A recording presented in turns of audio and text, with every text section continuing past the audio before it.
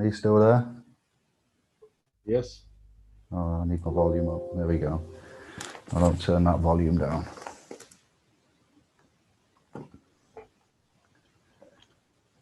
It's rolling, brother. It's rolling. We're on. Welcome. Take two. This is Sunday, the 11th of July, nigh on 10:30. England and Italy are in extra time for the European Championship qualifiers. Anders and Dave have ducked out to take extra time with the fam. How are you, Anders? I'm fine. But I'm not a football fan. So no, I've been taking care of myself today, and I sold my boat today. That was a good thing. You sold your boat. You're no longer a captain. No, not a captain. I don't want to be on the sea. I'm a landman, land crab. Land crab. I like that one. I've not heard that before. Did you get a good price? Yes, I did actually, because the boat was given to me from the harbor captain there. And then I sold it for $600 or 600 euros. So it's a good thing. It is a good thing. Yeah. Well done. Hope it goes to a good home. I know it's going to a new home. Was there a name for the boat? Did it have? Yeah, Yeah. actually, the wreck. Derek. Yeah, Play on the word. wreck. So it's a ship stranded. It's a wreck. Yep, that's it. When boats are unseaworthy, they are also arrested in port. I come to discover one day. I went, no way. An unseaworthy boat is arrested and detained in the port, kept in the port, impounded, not allowed to go out because it's a naughty, leaky boat. What? Yeah. So So yeah, happy days. happy days. So we don't have any other brave person coming on here on the Zoom tonight. I think they might be watching the game, the match. I'm not sure. I've invited Kevin and the admins, as you've seen, and they will pick up the link as and when they're ready, if they're available. It is a bit late, to be fair. I am not a football fan, but when I saw Italy and England was playing, I thought the girls were watching it, Anne-Marie and Yanka, and I thought it'd be rude not to join in, as yeah, the two teams are a particular interest to this house, and I am wearing a Hungarian old shirt just so I could get in the mood with the girls. All is well, yeah. And I thought after an hour, I thought I've seen enough. I remember why I don't watch football.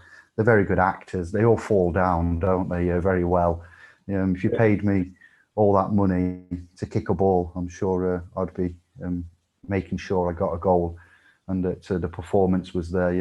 It's much again performances. Armies perform, actors perform, and footballers indeed perform, don't they? So, not having a knock at anybody that likes the good old game of half-naked men kicking around a pig's bladder, eat horses for courses and all that, but I thought we'd come on and have a chat. I got some issues I'd like to get off my chest, some good news issues. You've seen the title there, Sunday Sessions, Trust and Equity Special and Good News Update. So if I may take it away and say that I was hoping that Kevin would be here to work with me regarding DWP tribunal success that we've both had a hand in to sort out, and that's been awarded and upheld. The tribunal has been upheld on behalf of the one that we've got to keep certain data private, as you know, but we're going to broach that to you and let you know about the most recent success there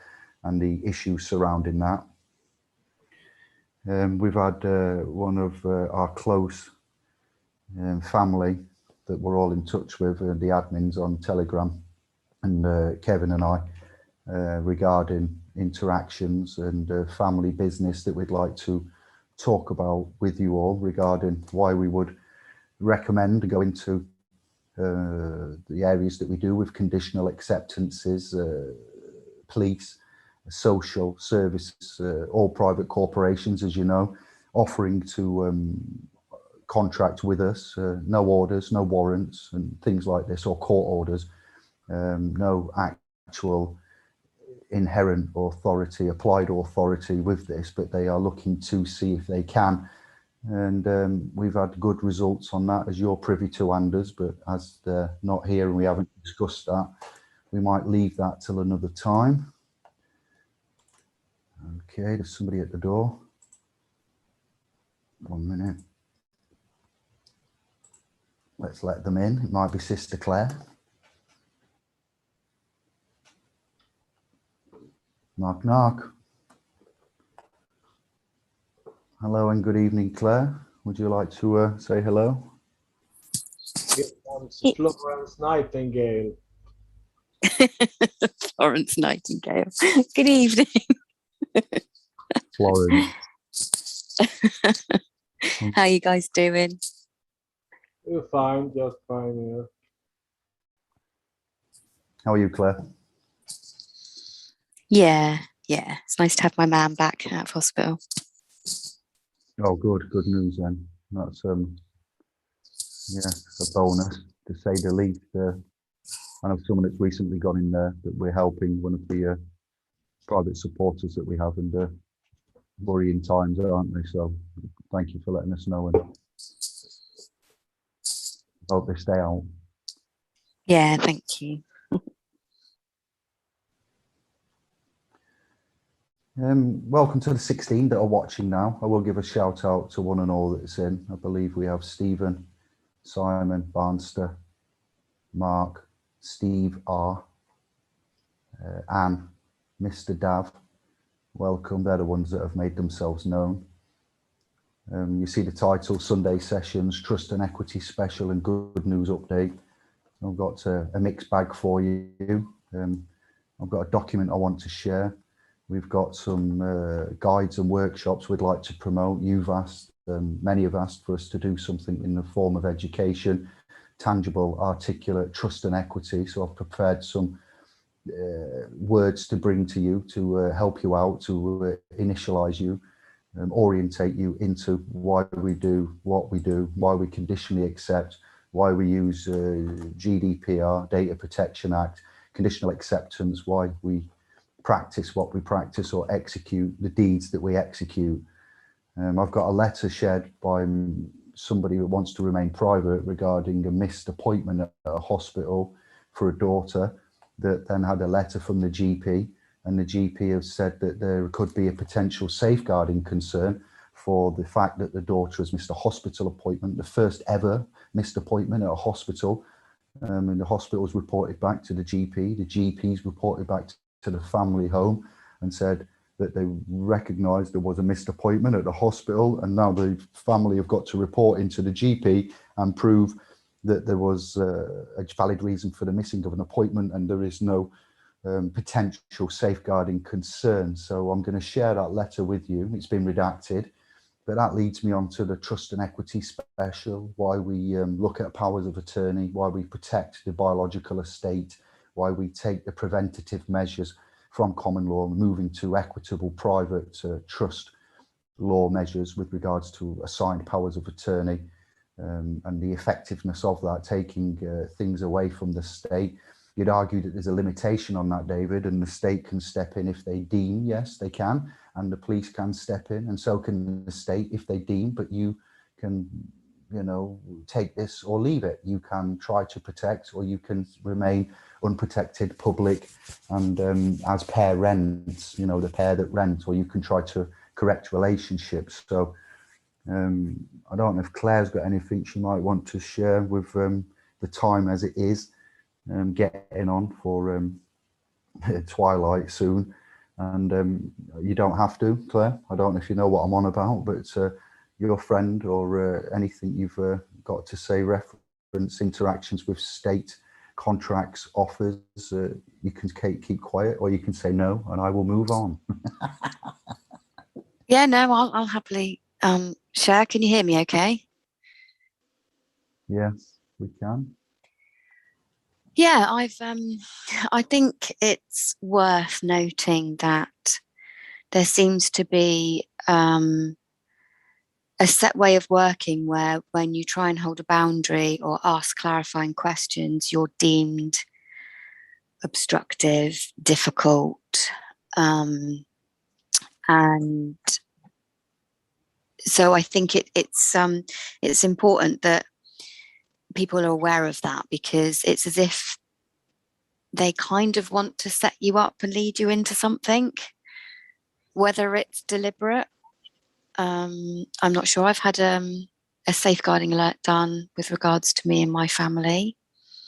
I won't go into the details, but I've been quite shocked at social workers and people in the system, how they've been very unprofessional, and all of the criteria that would have been used in an assessment to deem whether you have like categories classed as parenting capacity. When you even try doing that, it's like they deliberately don't allow that. And my sense of that is obviously because they need to contract, don't they?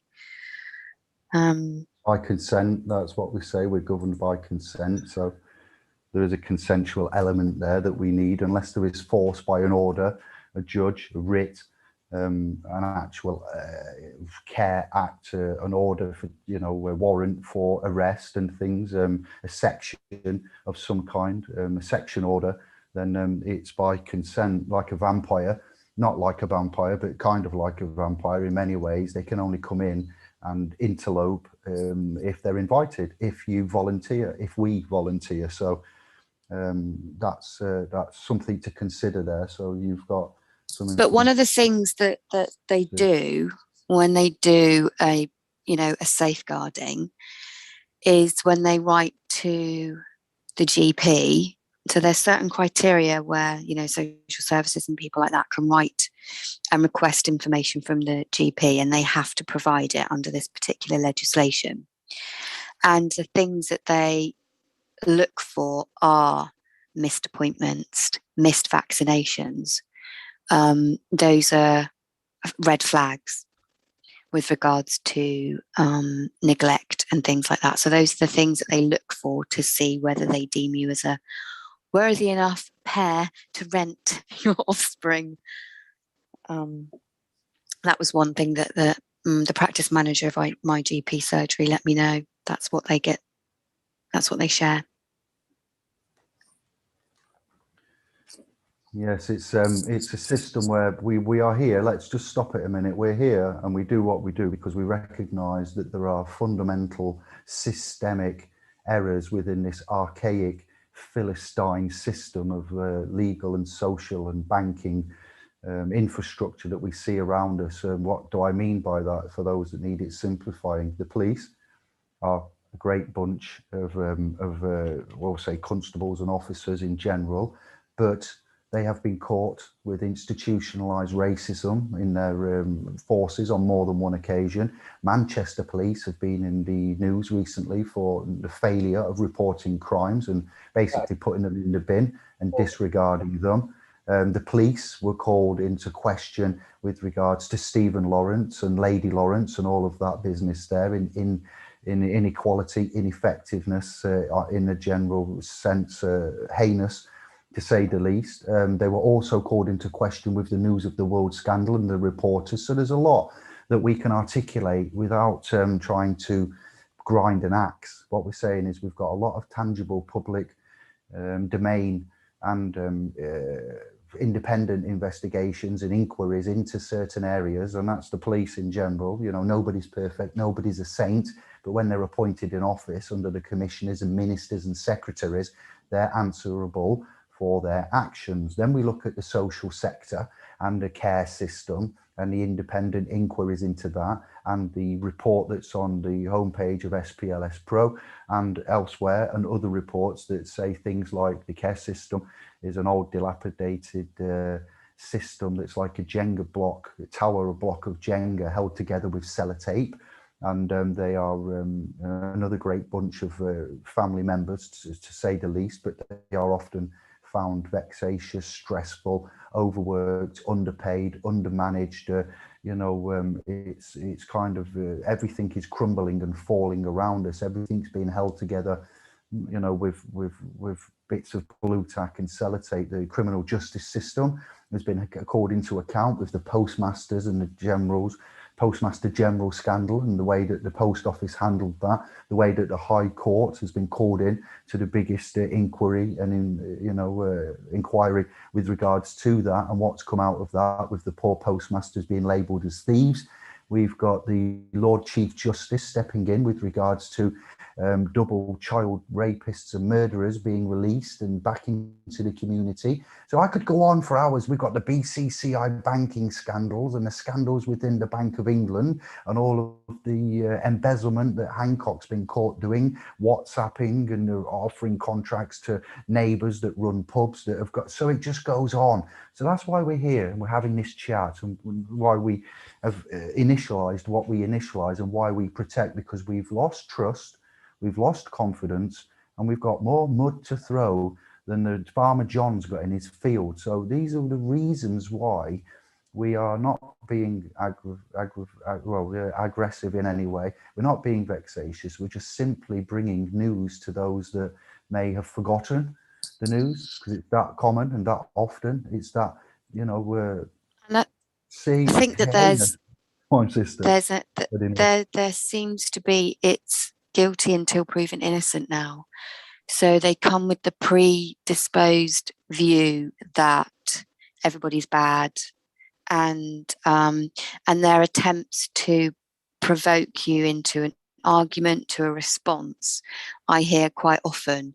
So I think it's important that when we're dealing with these types, we are able to remain calm and centered and recognize the tactics and the training and the systematic tools that they use to provoke. And because when you do then have a slight defensiveness or anything that they will try and say that you are, which can then make you end up being that. So it's really important that we're able, and that's, like you say, why we're here doing this, and so that you don't fall into the trap, so you can remain in honour and deal with it professionally and appropriately, with your hands clean, intact, come out unscathed as possible. Yeah, so I'll go back to, thank you for that, well said, eloquently said. This is the redacted copy of the letter sent to the parent guardian of child. Her daughter, son was there, the daughter in this case. Dear parent guardian, it has been brought to our attention that Miss, and there's a blank there for redaction, was not taken to their recent appointment. This could be a potential safeguarding concern. Please contact the surgery at your earliest convenience to speak to a doctor to discuss this further. Many thanks, yours sincerely. So we do recognise that this state have an obligation to look out for harm, injury, loss, and possible neglect. But for most of us, a one-time missed first appointment, that can be a scary little letter to get sent to you. And then if you're not sure of what you're doing, and you lose your temper, you might say the wrong thing. You might have done this more than once through no fault of your own. And if you're vulnerable on medication, under pressure, and got a lot going on, then suddenly an innocent set of circumstances can turn into, you need to justify yourself. And like we say, we are guilty until we're proven innocent by their assumptions and presumptions. And it's good that they have a system to watch out for sons and daughters, but on the other hand, what we see happening in the mainstream is often they're hypocrites, and they do seem to attack the wrong people and let double child murderers come out after their served time back into the public. There's quite a lot of the justice, Lord Chief Justice has been getting involved. Not going to go into it all now, but there was another man that was nearly released, a taxi man that killed some lady, and he was nearly released on after his term was served, his sentence, and they said they had to have a review, and they decided against it because it was a danger to public health. So you rape and murder 2 children, and after your time, you know, they can be sent to, and then mums that are innocent through no fault of their own can have the children taken off them. So we see that the system is unbalanced. It's archaic, hundreds of years old laws, and there needs to be reformation. There needs to be some protection for the innocent ones out there, as well as the ones that are guilty as sin, such as, worst case scenario, double, child, triple, whatever it is, rapists, murderers, that seem to suddenly, you know, be like angelic and can do no wrong and can come back out and be put to live next to a school or such things as. And it's just tremendously, what would we say? The word is unstable, ineffective. It needs reformation, and we need to help you protect yourselves and give you guidance sometimes with regards to how you interface and what you do, because the most innocent of mums, dads, either or both, can soon be put into hot waters through trying to be honourable and accepting offers for help and care. And then these others come round, social workers and the like, and they'll be looking at your family private home, they'll be making judgments, and they come to opinions. They have no evidence, they have no proof of their claims. And it seems like the state may have a quota to fill.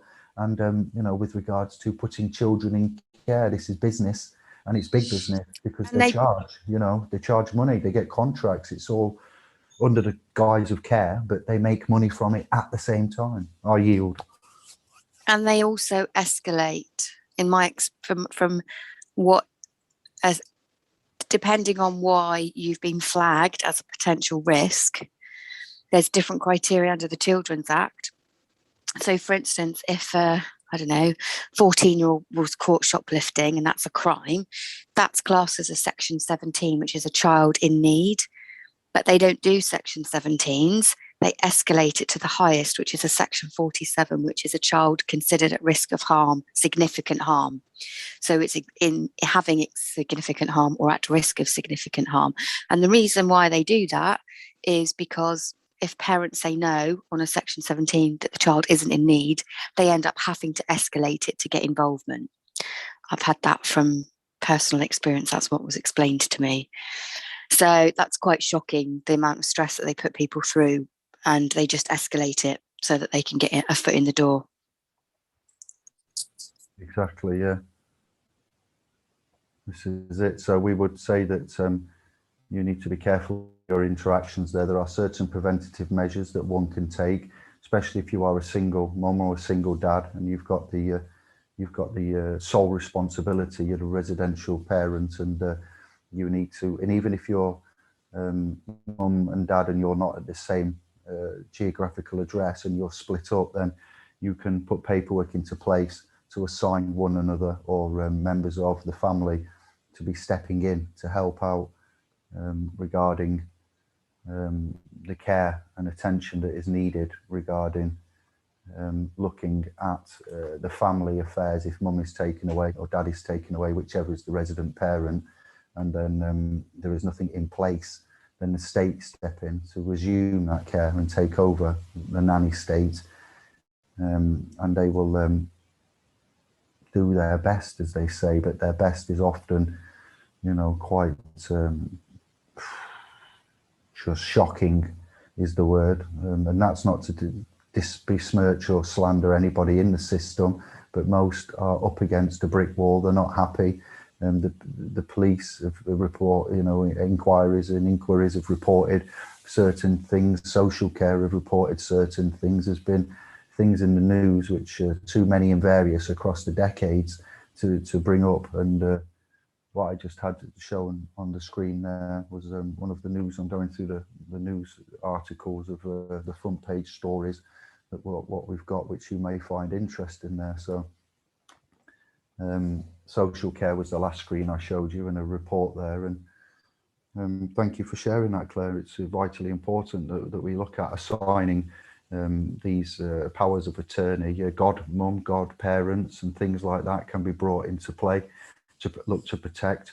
You see, a last will and testament only comes into effect when you're no longer here, and you are still here if you're taken away, detained, or deemed unsuitable. So then if you've got to fight for your suitability to be a mum, a dad, or a parent, guardian, etc., then you can assign, before the worst case scenario happens of that, you can assign somebody to actually take over the management of the biological estate and the financial side of things for the young bloods. If you don't have that in place, then you're at the mercy of. So that's a good reason to consider what we consider and expect the worst, plan for the best. Is that what we say?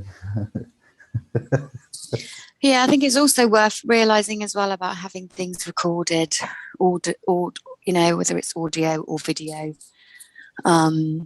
because they come at us with the, you know, even when you are a safe, you know, mum, dad, and you're not at risk to your children, like most of us aren't, because they have the preconceived idea that you are. It's really important that you have things recorded and documented properly, again, to avoid any ambiguity or misunderstandings, or, you know, any attempts at putting you down or saying that you're being one way when you're not. It just helps, you know, back up your end of it. But their view of things like that is that, you know, some parents aren't good, but equally it's exactly the same, like you were saying, David, with the state. Equally, there's people in the system that are corrupt, and obviously social workers, and a lot of them probably lower down, don't know necessarily that they're private for-profit companies with DUNS numbers. They're not like they're meant to be. So it's just like having someone from McDonald's coming in and inspecting your home and seeing how your kids are. So yeah, so having, you know, things recorded. And I did that, and I didn't actually tell anybody that I was doing it. I did that for my own protection, because knowing what the system is like. And that was also because I have ADHD, so I'm likely to miss something or forget something. And especially in the heat of something, it is a very stressful thing to go through. So, you know, when you're stressed, you don't retain all of the information. You know, you do forget things. So just a little bit of advice there. Get it all recorded, whether they know or not, and then you've got that to fall back on. Well, you've got the option of having all are equal in front of the law, so we can have witnesses be called, because generally there'll be one or two social workers, and they, you know, don't come singular when they do assessments and interviews and things like that.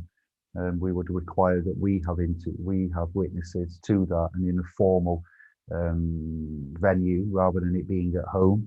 Well, does it have to be at my house? Is it law that it has to be at my house? Can we go to a neutral venue and have it done there? Have you got offices for this assessment and interview? And I'd like to bring, I require to bring support and witnesses, especially if you're signed off or you're on medication and you're not fully compos mentis. None of us are attorneys.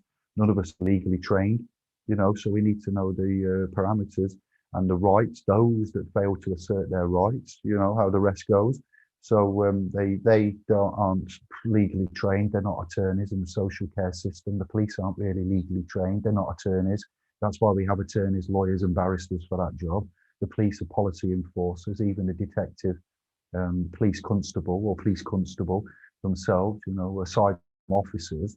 You know, so we all need to recognise that we're not legally trained. Definitely, we're not in the law society. We're not too obligated to follow the law, legal rules there. The legal society is the law society and members of that. We don't work for the council, the private corporations. We're not governed as a police state. We're governed by consent. So again, we have to be very careful with parameters and witnesses, whether that be in a recorded form, digital, you know, media, in a police station, or in an appointed neutral venue with witnesses, a friend, an uncle, a brother, a sister, your current partner, whoever it is, somebody to oversee and support you as well, but also to actually be wherever two or more are gathered, or, you know, how the chapter and verse goes there by now from Matthew. So facts, you know, assumptions and presumptions. We believe there may be some concern because daughter has missed a hospital appointment. Well, let's put the beliefs to one side. Let's give the facts of the matter. It's the first ever missed appointment. There is no need for concern. It won't happen again. We'll rearrange an appointment. We'll let you know when that is. You can monitor that.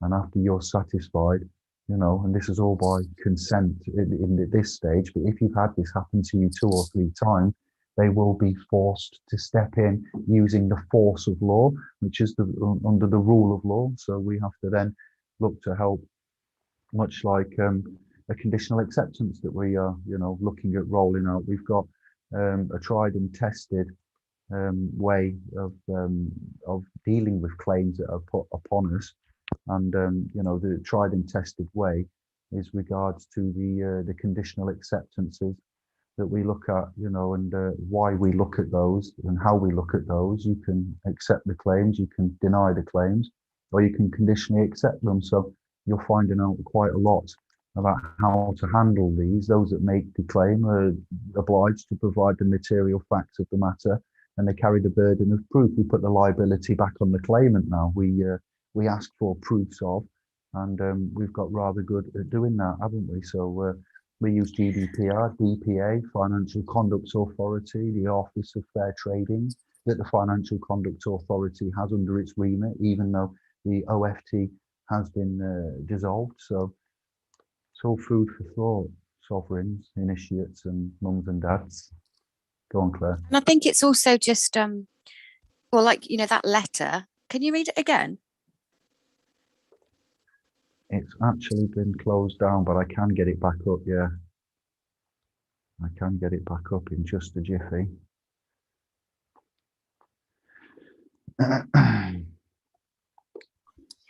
It's just being aware of the language, techniques and stuff that they use as well. And like, for instance, the experience that I've just had, I mean, that was deliberate coercion, which is actually, a serious crime act. It's section 77 of the Serious Crime Act. So it's having all of those things. So when you are then, whether you're making a counterclaim or whether you're going back clarifying, you kind of have this in your arsenal. So you know where you stand, because they don't know, and they do push deliberately. So I was just interested in what that said again about this could be considered. Again, it's that very vague, ambiguous. I've got it here. I've got it ready. It says, "Dear parent, guardian, RE, Miss, or Master, Mister," and it's got Miss and then the daughter's name, and then it's only a few sentences. "It has been brought to our attention that Miss was not taken to their recent appointment. This could be a potential safeguarding concern. Please contact the surgery at your earliest convenience to speak to doctor to discuss this further. Many thanks." Done. 3 sentences is all it is. Now, again, be interesting to see what you guys write in the comments. If you'd have received that, what would your response have been? What would you have felt? Again, you've got to think about this spellcaster with these letters that they do, when it comes in, whether it has an emotional trigger on you. Is that deliberate, and moving past that? Again, it's like hearsay stuff, isn't it? Could be. Why do they even need to bring that to your attention? Is this particular person already in the system? It's all of those sorts of questions that you need to consider as well. No, they're not. They're not in the system, no. Just an oversight, a missed appointment simply. But so on a repeated level, you see, as a first letter, that doesn't really need to be worded like that. That could be, No. we'd like to know why. They could just gently, "Hello there, you've missed an appointment. Could you get in touch with us?" They didn't need to put the safeguarding issue at all.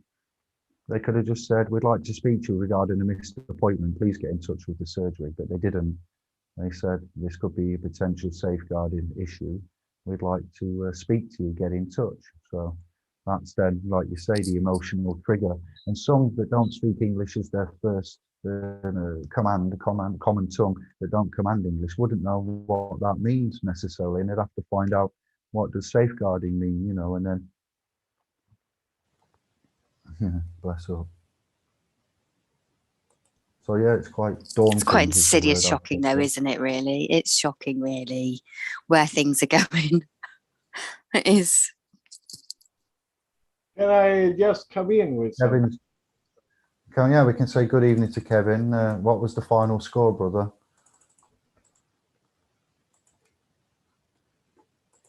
David, hear me? Yeah, I'm just saying hello to Kevin. I've just let Kevin in as well. Perfect. But he's muted, so carry on, Gans. Hello, it's got. Yeah. Oh, yeah. Okay, I gonna take it quick. Do you see the lamp behind your neck there? Yeah. Maybe? Yeah. Do you see this lamp here? Ah, It's the exact same lamp. it is indeed, my brother. Sexy twins. How are these? Kevin, what was the final score, by any chance, then, brother, please? Football's gone to Rome. Has it? We lost on penalties, mate. We were shit. Oh, We thank deserved to you. Knew it. lose. If we didn't, I would have thought it was fixed. No offense, England. Yeah, we never deliver when we need to. He had Rashford screwed it up. Then Sancho was saved. Yeah, we need to score one, but there you go. All that nonsense over with. My mum would have been upset. I never knew my mum liked football ever, and she's actually been watching it this time. She said it's good for morale with what's going on out there. Oh my goodness, mum. And it grasping at straws, yeah, drowning your sorrows in the bottom of wine glasses and pint glasses, and shouting at the TV when we should be shouting at other areas of commercial interest, I'd say. But, you know, I won't deny anybody a little bit of an escape, good Lord. Yeah. Hello, Kevin. Nice to see you, Kevin. Hi, Anders. And Hey, you, my Kevin. brother. Hi, Claire. You all right? Yeah, good, thank you. Excellent.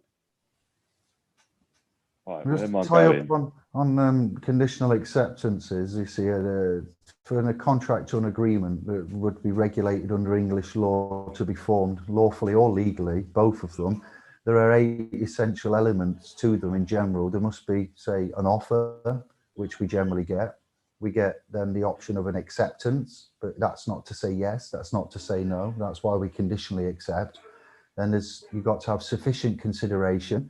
A signature on a document would be considered consideration, but we'll get into that a later time. There must be capacity to contract. So if you're emotionally, legally, emotionally unstable, emotionally responding, what capacity are you in? As Claire said, I think we've got Aswad going off with Kevin there, maybe.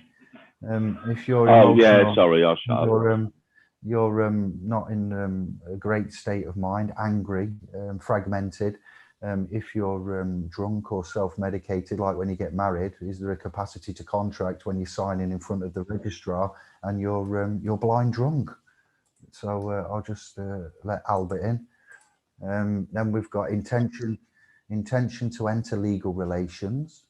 We've got legality of purpose. We've got genuine consent and certainty of terms. The terms must be certain. So I'll leave that there. These are all the areas that we look at when we do the conditional acceptance, and we're looking at general data protection rules. We're looking at Data Protection Act. We look at the Financial Conduct Authority, and we look at the Office of Fair Trading, which comes under the remit of the SCA, as Kevin has pointed out recently after we had some questions about the OFT being dissolved in about 2014. So these are things we've been using for some years, and now we've been saying this for some years, and we've actually put a course together regarding this procedure, and I'm taking some hits positively and negatively on this, but we've been asked to do it and it's been done, and we're going to hold your hand and show you the logical steps to take with regards to any and all claims being made upon your persons, and how to accept them,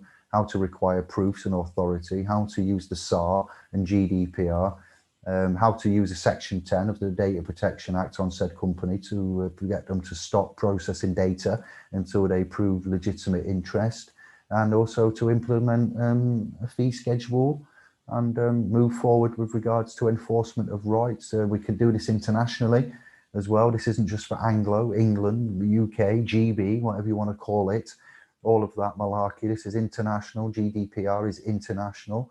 The notice of conditional acceptance comes under the bar system of law. It comes under England and Wales. It comes under anywhere that has a civil. We will leave criminal alone because that's far too complicated for this talk. This is administrative civil.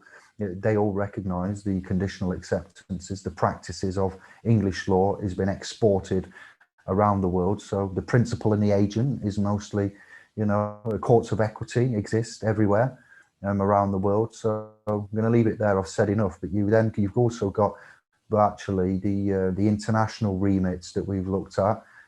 These are fallbacks. So we recognise Bible, man, trust, equity, law, and all these remits, and what we've said to you in civil procedures. But we've got laws making wars illegal, Nuremberg.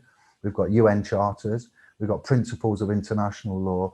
I'm not going to give too much away, but we've got terrorism acts, and we've got case law for this as well. International criminal court rulings, abettors, the use of forces, and case law there. Neil versus DPP, one of the most recent to go with Rice versus Conley, and trespass notices, articles of Rome statutes. So trust me, we've got it locked down. It works 100% of the time, and we turn the tables on this. So we're confident in what we're doing, and you've asked long enough. So it's about time we delivered, because we've got other content creators and channels coming up the rear. And we're in our 4th year privately as educators of trust and equity and what we do. And it's about time the governor and the FAM actually cemented this out before someone comes along with other such ways that may not be, or may be, as articulate as what we have. And we've been doing this for some years, and we've got a lot under our belt. Kevin has taught me much. The admins teach me, I teach them. Each one is to teach one. So I yield there. Thank you all.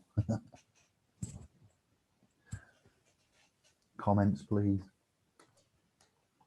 Yeah, I can't comment much, but it sounded good. It's universal. It doesn't just work on England. It will protect the whole family and the court system, the nature of equity, courts of equity, trust and equity, the philosophical ideas of equity that come from Aristotle's ethics, and the bibliothèque itself can be understood as considering the difference between common law and equity will always win the day, especially when you look at the Earl of Oxford's when the law and the rules of law collide and those of equity, then equity will prevail, equity and your trust law. So it's superior. And so it's about time we got this, put out there and laid down for you in a simple, cheap, effective, private way. So that's what we'll do. Kevin and Claire, it's over to you. And Albert, good evening. Sorry. A little side Evening, note. guys. Yeah, I just come in at the end of so I don't want to butt in at the minute till I get on page with what you guys are talking about. You got anything, Right, Albert, you want to say regarding anything you want to bring up or say? The fire in the sea. There's been a fire in the sea, and I only found out yesterday, and it's a week old. Biblical times ahead. Gas leaks in the Mexican, somewhere, was it South American? I forget the name of the sea. Anybody seen the fire in the sea? What? That was an eye-opener last night. Freaking hell. Yeah, I thought it was fake. Me too, but it's on Reuters, it's on ABC, it's on all the major CGI, it's CGI. It was the eye. Yeah, that doesn't mean nothing though, does it? Come on. Yeah, I know, but I'm just saying it's not like it was on a YouTube channel and just It's like watching Coronation Street, watching the 9 o'clock news. North, east, west, and south. Yes, we can't guarantee it's real, but there's we will see. It appears that they're all following that story, and it's looking like it most likely is real. I can't prove it one way or the other, and you're right with that. It's there is a narrative, and they can't be trusted, but it was interesting nevertheless. I got a little side note here with these papers here. I was getting them now. So I got a court date for my case against the Car Insurance Society here in Sweden. So I actually brought them, I was forcing them to put me into the court system here, so I can ask my questions there. So this is how I'm gonna fight my Swedish case here against them, because I owe them £100,000, and that's not Allegedly. Yeah, Allegedly, you owe them. You've been charged, and that's your charges then. Yeah. Yeah. Wow. So, but this is not the highest. This is the first court here, Tingsrätten. So I'm really happy about it, and we're gonna have maybe Sebastian is gonna come too, and some other guys here gonna come and have as witnesses. So then I had at least the possibility to ask these questions about when they're giving me fees. There is fees in everything. Then I want to ask them what service they have been giving me, because I think you only pay fees for services. And I can't see that they've been serving me more than with a charge.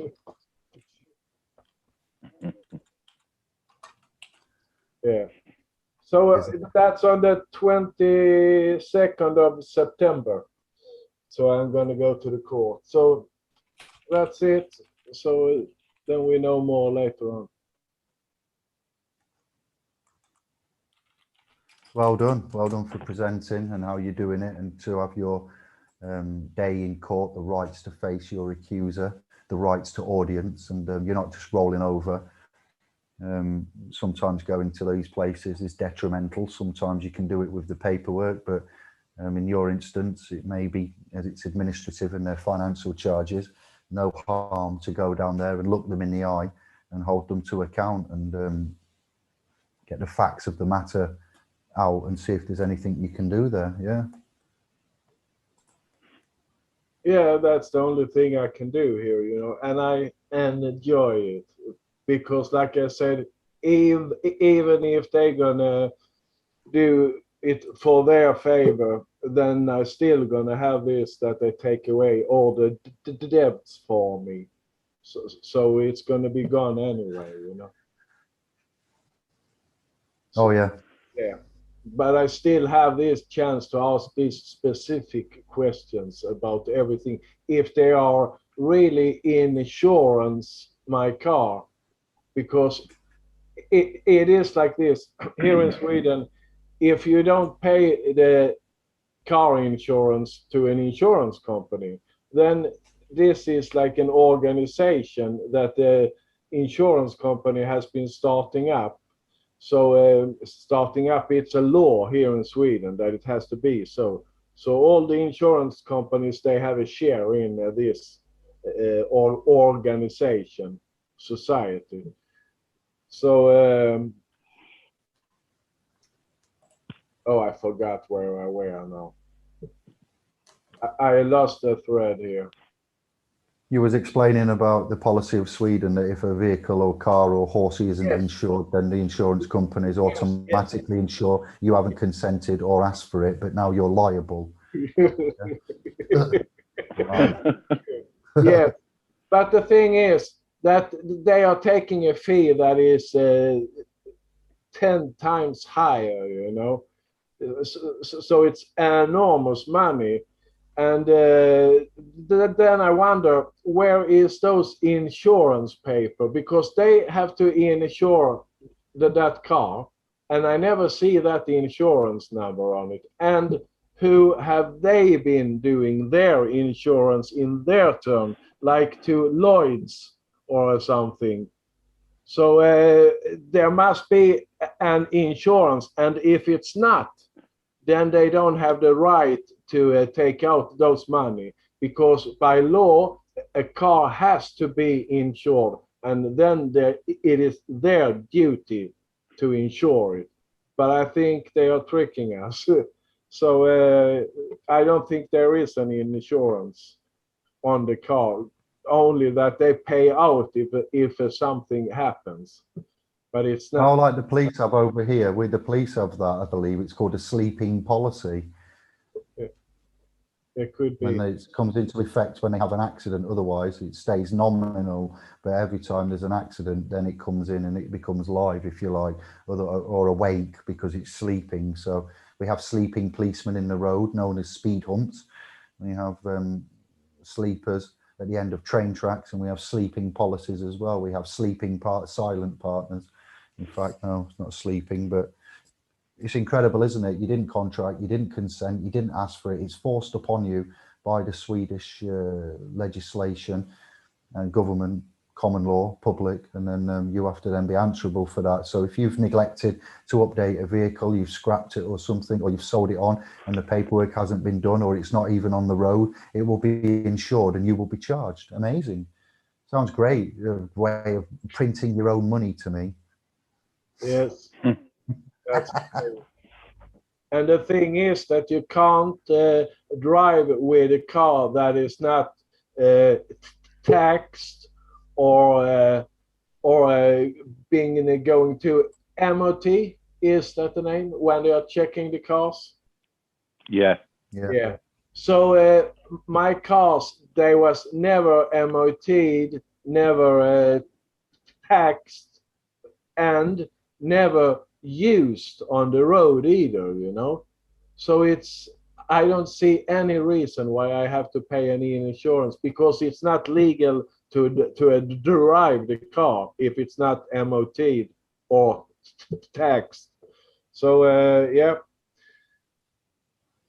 you see where I go with this? Yeah, good luck to you, brother, and well done.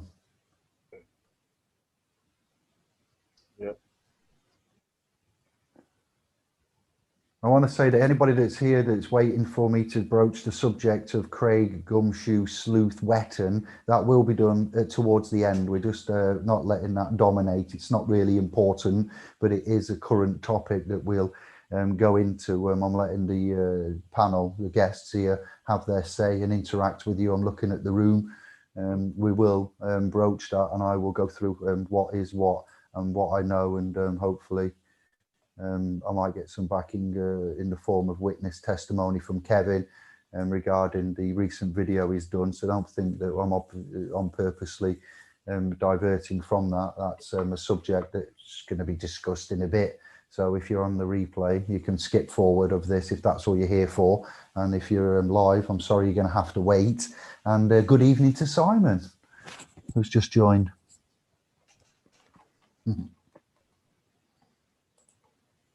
Welcome. I'd like to say hello at the moment. Hello to Mark, channel scribe supporter, Janet, and thank you for supporting, and good evening, good day, wherever you are. Mark and Janet, I believe, got the new scribe icons next to their name. Yeah, I think Janet's South Carolina, I believe. Hi, Janet. Nice to see you. Thank you, Mark.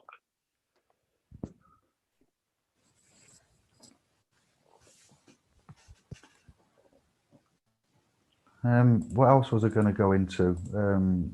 A little bit, I mentioned Aristotle and the Bible to do with trust and equity. That'll lead me into a little bit of, I've put some comments on Craig's video, and I've copied them and put them about regarding claims that have been made. I've recently shared a post that seems to have pissed man off, even though I worded it very carefully and was just asking a question. So like I say, equity, what is it? What is trust? What is equity? If I may, then, I'm aware it's getting on 7:20 nearly. Equity, though superior to justice, is still just justice, and equity collides. And although both are good, equity is superior generally to legislation and common law and constitution and Magna Carta and maybe Ecclesia and UCC, because legal equity, biblical equity, there's lots of different types of equity and lots of different types of trust. But what causes the difficulty is the fact that equity is just, very just. It's got a lot of the brilliance of the maxims that go with it, is what I'm referring to there, but not what is legally just. It's a rectification of legal justice, legal injustice. And the explanation of this is that all law is universal, and legal is the undoing of God's law. And there are some things about which it is not possible to pronounce rightly in general terms. Therefore, in cases where it is necessary to make a general pronouncement, but is impossible to do so rightly, the law takes account of the majority of cases, though not unaware that in this way errors are made. So when the law states a general rule and a case arises under this that is exceptional, then it is right when the legislator, owing to the generality of his language, has erred in not covering that case to correct the omission by a ruling such as the legislator himself. So let me stop. We've got a constitution allegedly over here, and America's got a constitution. America's constitution is codified, and our constitution is non-codified. What does that mean? It means that we have lots of acts and statutes and things in the mix that are constantly updated, that form part of a constitution, and it's easier to change and amend. We have secondary legislation in the form of emergency COVID regulations and virus regulations being enacted, and Parliament and the opposition leader Keir Starmer have sat back and not done very much about it, and they've allowed it just to be printed, and much like Rishi Sunak printing to infinity in the Treasury Department. So we have to look at the you know, when we got to, what did I mention, Uniform Commercial Code, and we've got other such code, title code in America, and you've got your constitution, which is codified and it's very robust. Over here, it's quite flimsical, and how much money you've got and how much lobbyists you've got seem to, and how much you can, you know, get Parliament to ignore, which they have done a lot. And, you know, ultimately, House of Lords being the highest court in the land to make rulings and overrule. So we understand quite a lot about laws and constitutional equity, and the way, you know, the early case law and the role of equity. We brought out about the, even Shadow Dynamics brought out on just a general conversation with me and Kevin on here about the merger of common law and equity, and what year that was and what act that was, and how common law and equity were merged together. You heard me mention the Earl of Oxford, when the rules of the common law collide, those of equity will prevail. That's if you know to invoke equity. The Earl of Oxford, the Chancellor, the Supreme Chancellor, not the Chancellor of the Exchequer, but the Lord Chancellor, the office of the Chancellor comes into play there as well. And the fusion of common law and equity, if anybody in the chat room can tell me the 1800s, I'll give you a clue. I got it wrong quite a lot of the time, but I now know what it is. So when was the fusion of common law and equity? Simon probably knows that. I'd appreciate you not blurting that out, but you know, common law and equity and the terminology there between them are quite intricate. Then you could look at what exactly is a trust, the legal trusts that we know of: express trusts, resulting trusts, constructive trusts, implied trusts, and the main four that we deal with in our remit and what we actually come into and what we've seen: the Seta KV trust and last will and testamentary trusts and certain things like that. So a trust comes into existence either by virtue of having been established expressly by a person, the settlor, who was the absolute owner of the property before the creation of the trust, an express trust, or by virtue of some action of the settler which the court interprets to have been sufficient to create a trust, but which the settler himself did not know was a trust, an implied trust, or by operation of law, either to resolve some dispute as to ownership of property where the creation of an express trust has failed. That would then give you an automatic resulting trust, or to recognise the proprietary rights of one who has contributed to the purchase price of property, so a purchase price resulting trust, or by operation of law, to prevent the legal owner of property from seeking unconscionably to deny the rights of those who have equitable interests in that property. That would be kind of a constructive trust. So I could go into, we've got a lot of material to give you and diagrams about settlor, trustee, settlor absolute owner, the transfer of legal title to a trustee. So the trustee doesn't own it. That's the settlor, the absolute owner, but the trustee is legally responsible, the pair that rents. You know, and then the personal obligations in respect of trust property would be upon the beneficiary from the trustee, but the settlor is put the property, the asset, whatever, into the trust as the res. The settlor has the legal title and the equitable title, you know, in effect, managed with the trustee, and that's for the transfer of equitable title goes to the beneficiary. And in trust law, equity regards what? As the true owner, you know, and we will go through the significant features of trust, you know, once a trust is created and what happens there in this publication that I've got regarding course content to go with you. So you're going to have all this explained to you in a very simple way. And I've asked for a £50 donation for my time, not for the course content, for you to go through this and be given this.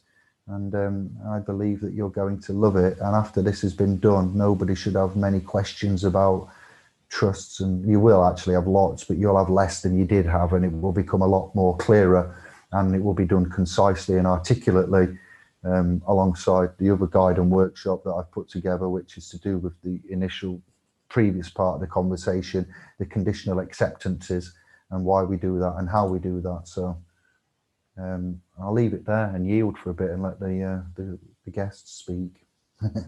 I'll look at the room.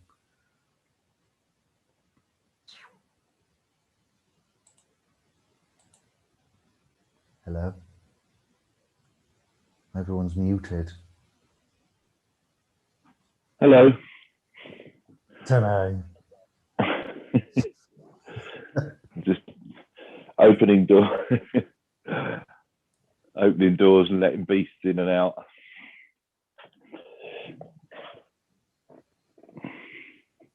All right then. Yeah, that's all good. So I can continue on, but I could broach a bit. I don't want to really give it much time, but I could go into certain things. I could deviate from the good stuff and get into something that's a bit more controversial, because we all like a bit of gossip. I know you all do. I love a bit of gossip, a bit of controversy. Go into the Slim Shady mode. This looks like a job for me. Now everybody come follow me. I need a little controversy. It'll be so empty without me. It's yeah, I'm happy about what's happened. I asked a simple question on the channel, and it's been interpreted wrongly, and then we've had some flare up. We've had some kickback from it, and I'd like to perhaps share this screen so you all, those that don't know, understand what man's going on about. And then I'd like anybody that's got anything to say on the panel to chelp up. Like, let me just get my screen share on. 1 second. I got been sent some emails, and I've been sent some material recently, and some screenshots from a man called Chris Morrison on Facebook, in addition to questions that you've been asking me about a man called Craig. And what I actually said is on the screen there. So for those of you that can't see it, I'll enlarge it for you. And this is what Craig's recent video here is about. And here they come, so predictable, ha. That he's done in response to seeing my post on this page here. And I've put, this has been sent to SPLs in confidence to share with our fam. It's a recent post that's been shared on several domains with me and via my emails. I only know what is being given to me. I am unable to substantiate these claims either way. Have any of you been offered trust to be created for you? SPLs educate one to express and create their own private trusts. SPLs sell nothing commercially. We are a private foundation educational trust and teach awareness within trust and equity laws. I've put a link to Chris Morrison's profile there, where the actual screenshot below that you're about to see come from. Then I've put a little bit of history about Craig. Used to be an appointed administrator within one of my previous public trusts on Facebook. He claimed to have learned much from my work, and then after a sit with Andy and I and Kevin, he's had a chat with previously. This is going back to 2017-ish, 18-ish, some years ago. And then after a series of blunders within his administration, he was subsequently removed due to his incorrect claims, methodology, and dangerous incorrect ways. He was making things worse in some ways, as much as he wanted to help. His methods and understanding of trust law and equity was not satisfactory, and as such, myself and the administrators at the time, after a chat, decided to remove Craig. Albert and Kevin may or may not remember bits and bobs, and may or may not be able to corroborate what I'm saying. And then I've put a post up that was given to me on various platforms, shared by somebody on behalf of a man called Chris Morrison. So somebody's wait, my screen's gone blank. Bria Longwoods has shared Chris Morrison's post, and Chris Morrison said, if you are required to pay a fee for a bogus trust like Gumshoe, Steve McRae, etc., they're just confidence men, con man, Black's Law scamming you. I offer my own realities and experiences free of charge. You do not need these bogus trusts. They're not worth the paper they're written upon. And then since me posting that, there has been some articulation and response, I'd say reactions really, from Craig regarding what he's been told that I've put on Indiglo. I've asked a question, I've said nothing damning there, I've given facts of the matter, and then once I've had time to look at the interaction, it starts at the bottom here then. So Gumshoe's put, now that's some claim, David, you offered me your group when you left, and I don't offer anything, only those that ask me get anything. Have a great day, delete as you require. And I've put, I did not offer Craig my Facebook trust. It was archived as the trust was broken by several unconscionable administrators after Serge and I brought equity to the table to replace common law remedies. You are deeply mistaken. When you asked me if you could take over the FB trust, I said no to you. We shall get to the bottom of this, Craig. Follow the link in the post to the profile of the source of the information and make your claim. There shall be no deleted posts or comments. I find this a matter of concern for many. This is not my fight or plight. Man is the messenger. After me already getting several emails asking about your methods and allegedly selling trusts, then this rolls into me, sent to me by several concerned mans. And if you're a pious man of honor, there'll be nothing to worry about. Remember, I recently commented on one of your videos, Craig, saying how well you seem to have developed. There's no ill, no malice, no vexation from my end. And then I've added further that we went and travelled to see him once on the premise of having a meal with him and his good lady, his queen. And whilst having that meal, he pulled out some inferior product and tried to sell us something at a seriously over-inflated price. That's when I fell out with him, because I realised he'd tried to take me and others for a back to front, and he wasn't a pious man of honour. And I was upset, and the relationship, our accord broke down there. There's a comment from Brother Gansders saying that we've had respect for him, and that we've got we classify him as an old friend, and we got heart for him. So thank you for that, Gansders. And that's everything that's on my page there in regards to the comments on that.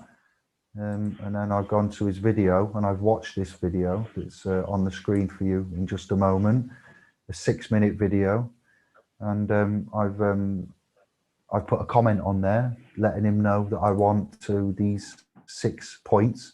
I'll put a link into the chat, or you go onto Indiglo community pages and you can get this, and I'm not going to waste too much time on it because it's silly and it's futile, to be fair. But I've asked him to rebut my questions answered to him, and they're there. Questions 1 to 6. I've corrected him on everything he said in the video, and I pointed out that Andy Sovereign Smith was given the trust of Sovereign Paralegals Facebook, which was archived. And I've told him and I've answered in substance all of his questions and claims that he's made. And I think it's hilarious. I'm not angry. Not even, I'm a little bit sad, but if you want to go to this link that I'll share with you in a minute, you can read about that. And most of you may be aware. So I'm sorry to come with a little bit of controversy and negativity with the fam, but that's life. That's how it goes. I finished.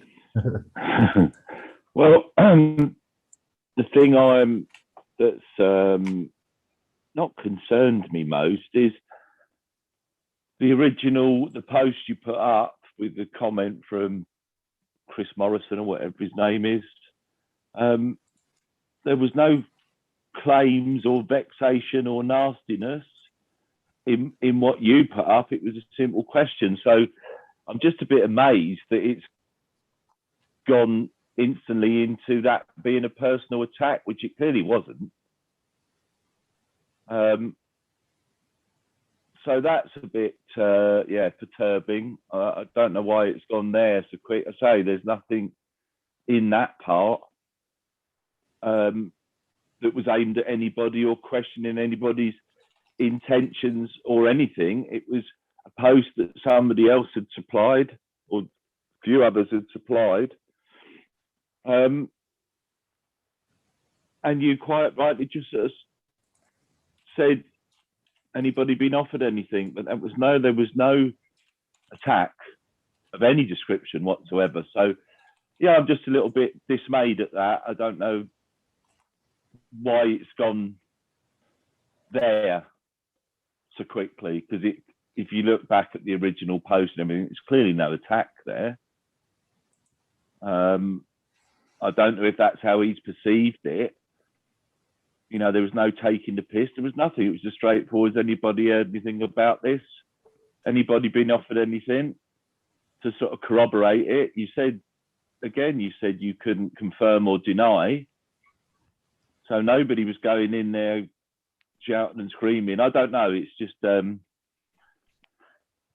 a lot of mixed up. He's obviously mixed up because he doesn't remember what he did ask me and I didn't ask him, and I don't know, you were privy to some of that, Kevin. You don't have to say anything at all, but it's interesting how when his facts were corrected, he attacked Man's character by accusing Man of attacking his own character rather than to continue the debate on those very facts. Yes, I'll say it another way. But I see another thing there, that is that he has starting, or his channel is going good now, and he is really proud of that too. So he was meaning that he was hurt because it was an attack now when his channel is going good here. Well, apparently I'm jealous, and I've done it on purpose because he's opening up a website and setting up with Brother Robert. I don't know how much of this is true, but I had no idea at all. This is bad timing for Craig, and if he is building a website and he is setting up a remedy repository and he is planning on doing whatever he's doing, then I had no idea of that at all. I only know what's happened and what's been said, and I only asked a question, and for that I've been attacked many times and I'll continue to be attacked. And you know, we had issues with myself and Andy, which I've kept private and honourable. You see what type of man I am. I haven't gone around blurting out whatever, you know, my opinions are, and I've kept it from you all. There's very little that know what happened with me and Sovereign Smith after Field McConnell and Able Danger and Gobsmack and Wales and all of that. It just so happened to coincide with all of that. There was a lot of contributing factors, and I've left it quiet and I've left it honourable. With regards to the trust, SPL's Facebook trust, it went tits up after Trust and Equity was brought to the table to replace common law remedy by Serge and I in 2016, late 2016, early 2017. And then I found out admins were allegedly selling trusts for £1,000 privately rather than us all working together to help everybody and bring up the next level of mindset to, get hard with the armour of God. So I removed all the admins and I was contemplating archiving the group then, the trust, and Smithy said he'd take over and he'd remove all the admins, and all the admins needed to reapply. I believe Albert was around then. You don't have to speak, Albert, and I don't know how much Kevin knows. And Smithy was given control.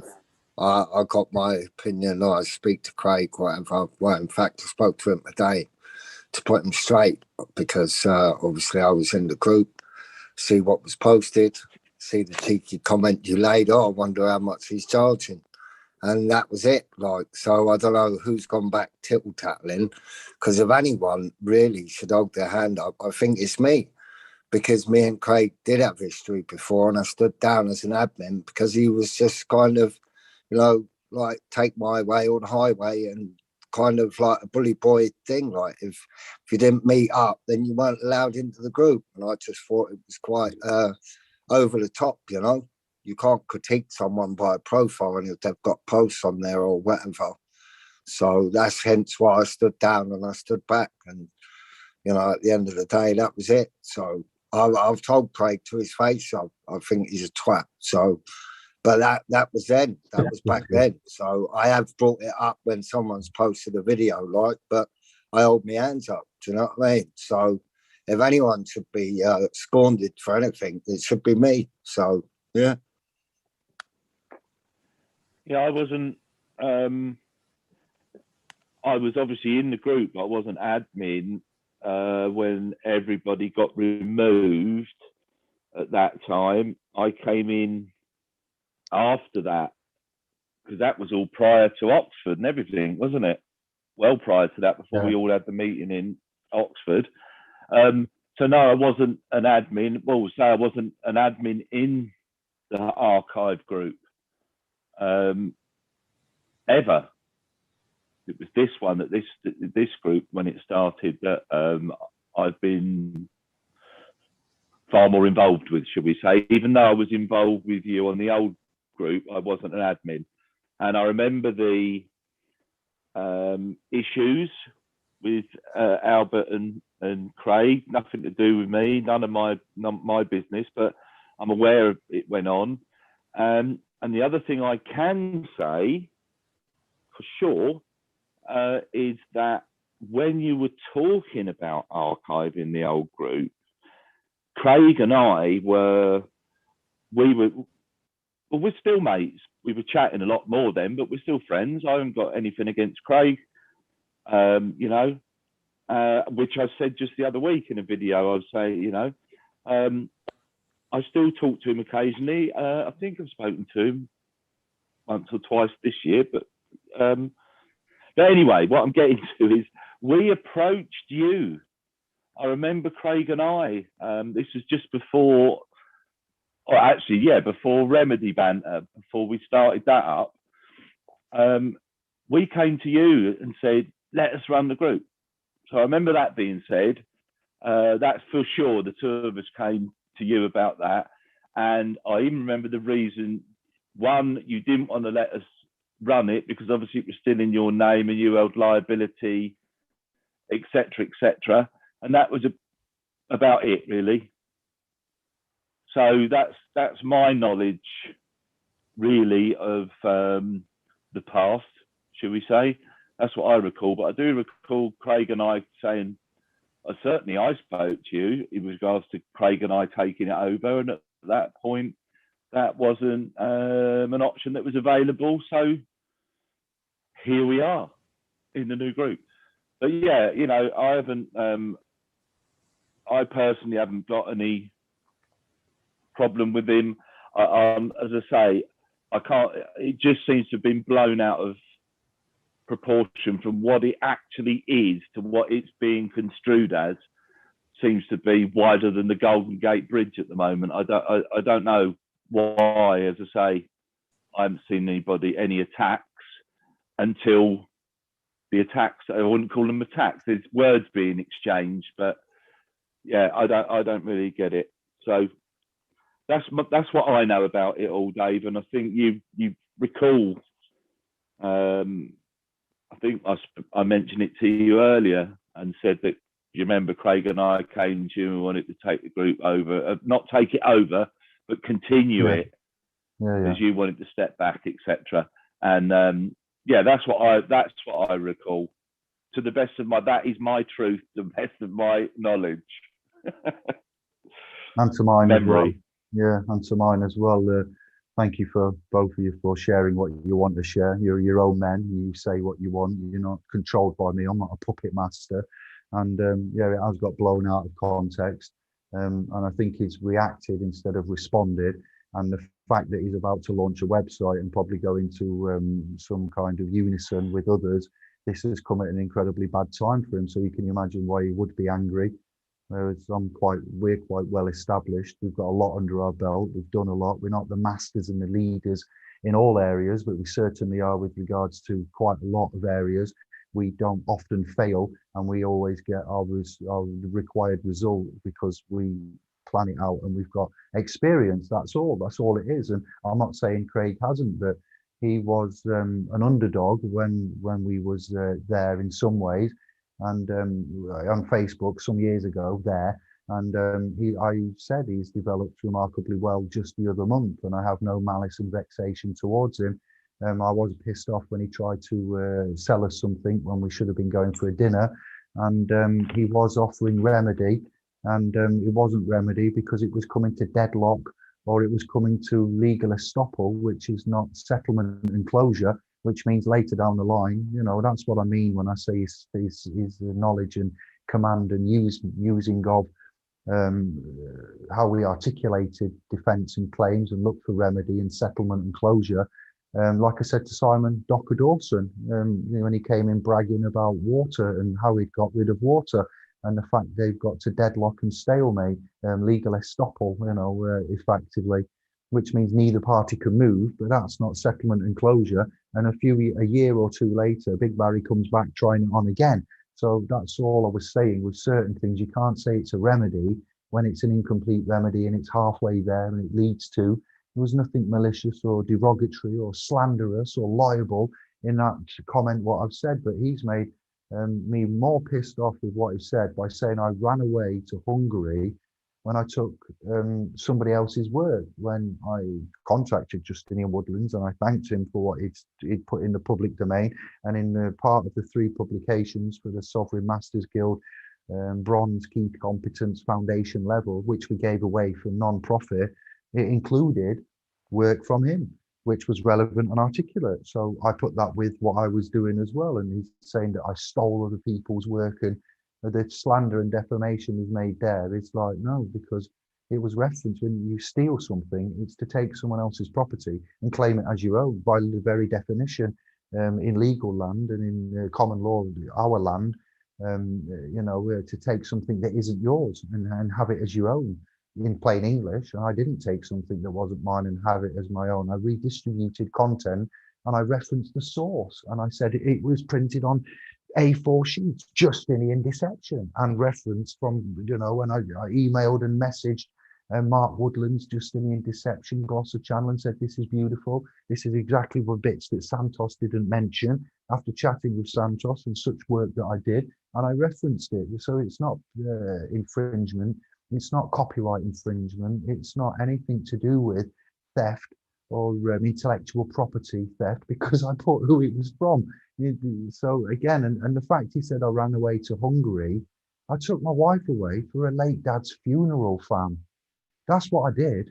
I didn't run away to Hungary. Anna Maria's dad died and I had to take her away to deal with a dead dad's estate, Craig. So you was doing videos about it, the whole trip too, so it was. Yeah, that's the bit that's really annoyed me, where he's remembered so much wrongly and articulated it, and I'm not angry about it, and I'm not going to spend much more time on this, but if he wants it to continue on, it needs to come to an equal resolve, and we each need to just move on and let it ride. The fact that he's got a website about to launch and possible avenues of partnerships or unisons with, I didn't know. I genuinely didn't. And I'm very sorry. I'll be the man to say, I'm sorry, Craig, if I've upset you and it's come across, I've tried to give facts of the matter and I was worried about the fam and I didn't do it with malice and intent. But the only thing that's really annoyed me and got my goat is the fact you said I ran away to Hungary through stealing someone else's work when it was our lass's late dad's funeral arrangements, and I referenced all the work. So both of those were very wrong. You can do what you want and you can attack me how you want, and Kevin and Albert have said what they want, and everybody on YouTube and Facebook and wherever else can make up their own minds, and I'm going to leave it at that. So I'm glad we've discussed this.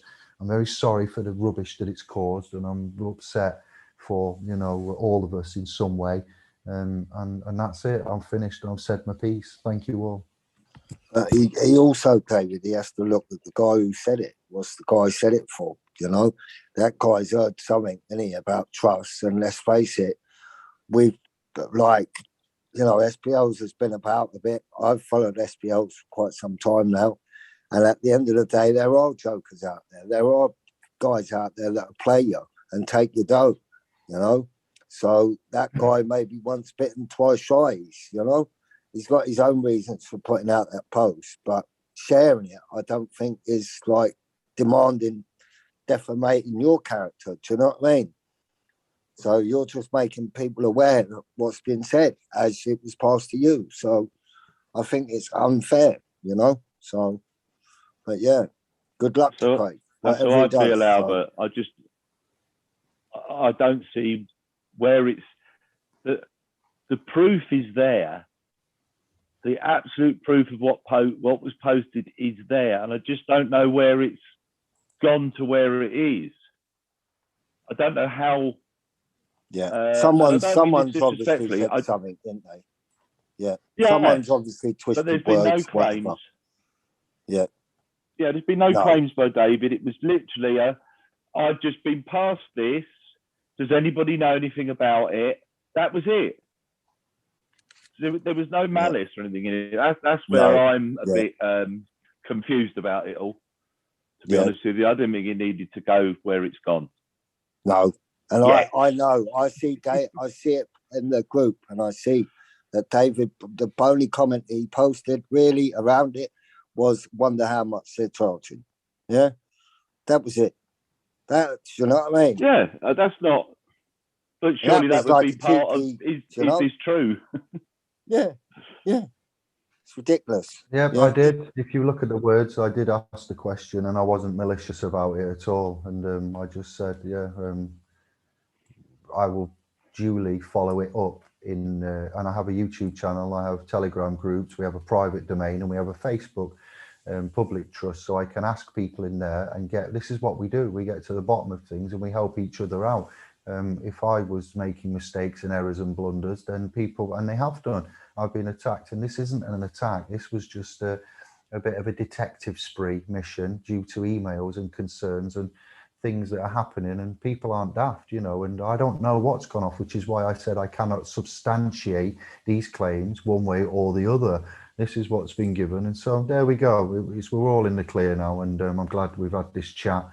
And we'll leave it there. I will not be dragged into something which is like a fusion. When we say the fusion of common law and equity, we're not going to have a fusion of ignorance and intellect and go into it. Takes a bigger man to apologize and walk away from a fight than it does to make a 6-minute reactive video claiming this, that, the other. And if it turns out, my profile has been deleted, that created that group, and I'm no longer there, I even had to answer for that.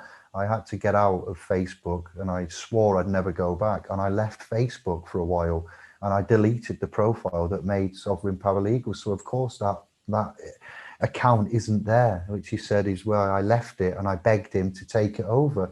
And as Kevin said, there was no begging, and I didn't ask him anything. He asked me, and I said no, because I didn't have confidence, and I would be responsible for that. So I said it's better, with the trust and equity fiasco that I found out about, just to archive it and leave it. So with Smithy appointed admins, and those admins that are there are what Andy Sovereign Smith appointed when he said, "Here, Dave, I'll take it over and I'll sort this out for you."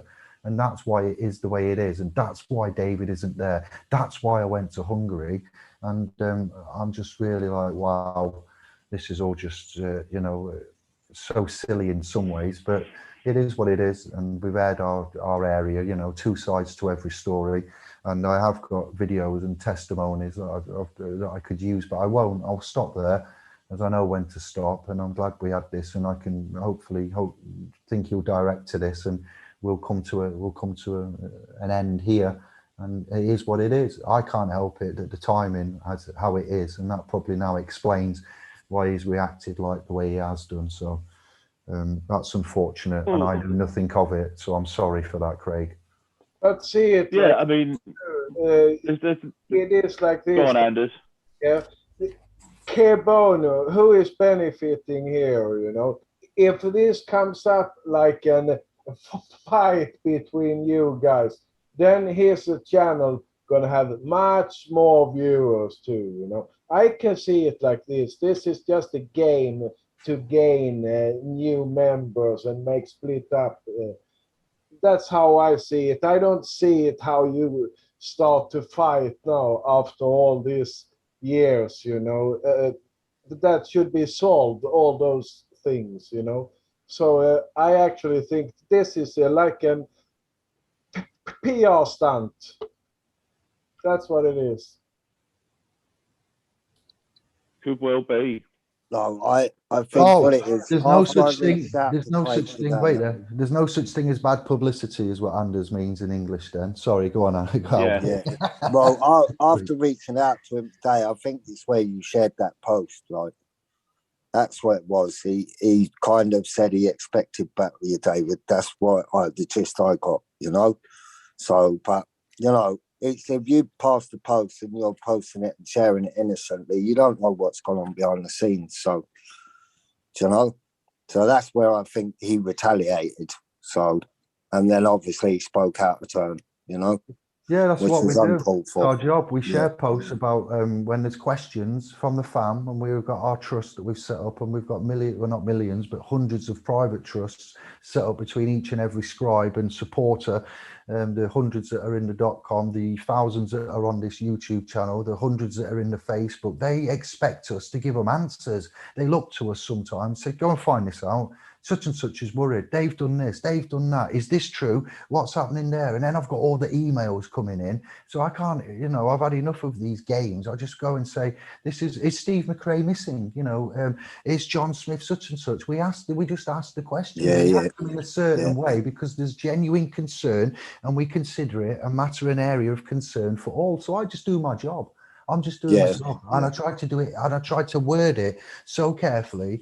And then I put at the bottom the facts of the matter, because if someone is claiming to be in trust and equity and being in the premise of helping in that realm, then how articulate and knowledgeable are they? How concise are they? What work and study and reference have they put in? What publications have they made? What have they got underneath the belt? What can they see? You know, not just what I say about myself, but then, so we've proven many things in many times. So we're looked up as not the leaders, the number ones, but I say we're number one as a vote of confidence and just a bit of bravado and how we are. But there's others out there that are a lot stronger than us. We're very strong and we're very well experienced, and we've got a lot of skin in the game, and we've got a lot of successes under our belts, and we can talk the talk now, we can walk the walk now, and we are pioneers in cutting edge areas. So then when others come along and say, I'm still holding back a lot of stuff that I could viciously blurt out. But much like equity being superior to law, we need to be superior to the tittle tattle and, you know, try to, hold moral virtue and just say that, you know, people ask me to ask questions and I will ask the questions. Same as anybody asks questions about us, people will do the same. It's not slander, it's not liable. You didn't cut him off, did you? So it's uncalled for. I'm sorry. Yeah. That's why I said sorry. I'm sorry for that, you know, and I've just spoken the facts. And let me apologise as well. I won't call Craig a twat for like years ago. He may have changed. He may have different views. So at the end of the day, I take it back. Yeah. He was a prat once upon a time ago. I don't know him now. I haven't spoke to him in God knows how many years. So, and only today I reached out on Facebook. So, yeah, just to put him straight. I don't know what he heard. Yeah. So. That's it then. We've done that then. We're all good. Move on. Yeah, it's just I'm obligated to the scribes and the ones, you know, the controversy. The everybody loves a bit of gossip. It's not often we have it on this channel, to be fair. So it makes a change, and we'll immerse ourselves in it and answer for our actions and be held to account. And that's what I mean. That bit where he said I ran off after stealing work, I went, that was my wife's bloody dad's funeral. That wasn't no running off. That's severely got to be corrected. That's the most poignant part of all of this to me. That bit there really was like, wow, okay, I need to actually answer for some of this. And I didn't put that in the text comment. I wanted to say it verbally. And that's it then. Yeah. Thank you all for your comments, and thank you, scribes and room. And it is what it is. And sometimes you got to take the rough with the smooth. It's bad timing for Craig. And I would, if you go to that man's profile, I've asked to friend request him on Facebook, and the other one that was there as well that shared it, and I will ask questions there and try to get to the bottom of it. And I won't really engage, speak to, or converse with Craig anymore because I had my doubts about him and his conscionability. from the time we had that meeting. And he even said, why ever since we've had that meeting have you not bothered speaking to me as much? What's happened? And I actually just said to him, I couldn't have the heart to tell him, you know, you offended us. And me and Smithy didn't speak to him, and we kind of just dusted him because we were really insulted of the premise of a meal to be given. I'm still holding my lip now, you see, and being honourable, but given that offer that was, and I even mentioned it to Kevin what happened, because that was a proper insult. That was like some Del Boy wannabe dreamer, and we were invited for a meal. So again, you know, I'm just giving you the basic premise of it, and I didn't come into this for a fight at all. But some people, yeah. I'm allegedly just after money though, and trying to con people after 4 years of giving stuff away and hundreds of thousands of hours of videos. I finally then said, we'll put something together, but we'd like to build up the resources for the trust. And I take attacks for my actions as well. And people assume and presume things with regards to what we do, but we've done a hell of a lot, and we've helped a hell of a lot, and we will continue to do that work. If it turns out he's an admin in an old trust Facebook group and he can unarchive it, I challenged him to do that. Great. That's diverted from the facts of the matter. As I've mentioned before there, what we've actually said and what we've asked, you know, isn't nothing to do with about a Facebook group and who's an admin in there. Again, we've explained all of that. So bless you all, and sorry for the, issues, but I'm glad that we've broached it and cleared the air from our side anyway, or from my side. I'm happy about the courses we've got, the international and universal conditional acceptance. We've got the silver level guide walkthrough workshop, which is the GDPR, Data Protection Act, Financial Conduct Authority, OFT, unilateral non-disclosure agreement. We've got the SPL's Trust and Equity Jedi Orientation Guide workshop #1, which has got some of Richard Ansard's videos, which are on my channel, and it's got one of my favorite lecturers connotations mixed in with that for you to have a look at. So these are for, you know, net peanuts, and you're donating for my time to have the private Telegram chats with you regarding the Trust and Equity Jedi Orientation Guide workshop, which you've asked for, 50 to 70% of you, and we're now confident enough to project that for you. And that's a full course for £50 donation, which gets you access for 14 weeks to 7 lots of Telegram chats to just on Trust and Equity for that one. And the £25 donation, they're both via the donate button on the homepage of SPL's, for your universal conditional acceptance worldwide. This is as well. So that's the work that I've done all myself, me and Kevin, and over the years I've put that together in a course, and that's been 100% tried and tested. The universal conditional acceptance and the Trust and Equity is as old as Aristotle. It's as old as the bibliothèque. We've all learned from somebody. And as long as you reference and source and citate where you're getting your information from, how many names and publications have I thrown at you over the years, and, you know, Kevin and others that we've worked with and working with, and how we give you everything. We give you 95%. Why? Because it's like the Bible. When the Bible is known as the most stolen book in the world, you want to know a few facts here about me and my conscionability. The Bible is given away for free. It's the basic information before leaving Earth that you need to look at. It's the most stolen book on the planet because it's in hotel rooms and it's given away for free in places where it can be taken and put into suitcases and bags, and like the bathrobes and the towels and everything else, and the Bible as well. And it's given away for free, the information. So I thought the basic information, your bronze key competence foundation information, and what we've done in the form of videos in the last 2 to 3, 4 years over the domains, channels, Facebook, YouTube, and all of that, you know, and the seminars we've done is to give it you for free. But now is the time where we need to build our private community and get some, you know, remuneration for it, because if you haven't grasped it by now and you're finding it difficult and there's hundreds of hours of videos to go through, then we can articulate it and help you through that. But we've referenced, you know, giving stuff for free, and it's the value seems to be a bit low. You don't seem to value it because it's free and it's on YouTube. Whereas if you've got to donate and you've got a bit of concise, articulate, focused areas to look at, and it's specialized in that, and it's developed just for that, and it concentrates on that, and it's in the correct environment, you'll probably benefit from that. And then we've got the honourability. It needs to be in the private. We're not going around poking the king for the fun of it. You know, we've got to recognise, even though we're in a dishonourable legal system that's raping and pillaging the world, committing global atrocities, killing the wildlife, raping the forests, committing pollution, setting fire to the sea, stealing our children, talking to us in a foreign language, robbing us with banking scandals, you know, Panama Papers, the Monsanto, what is it, Fonseca, Monsanto, Fonseca, what was them two, Kevin? Mossack and Fonseca. Fonseca, isn't it? Yeah, Fonseca. You got it all. Monsanto. Too many ones in the mix there. Just unconscionable, driving this to what it is.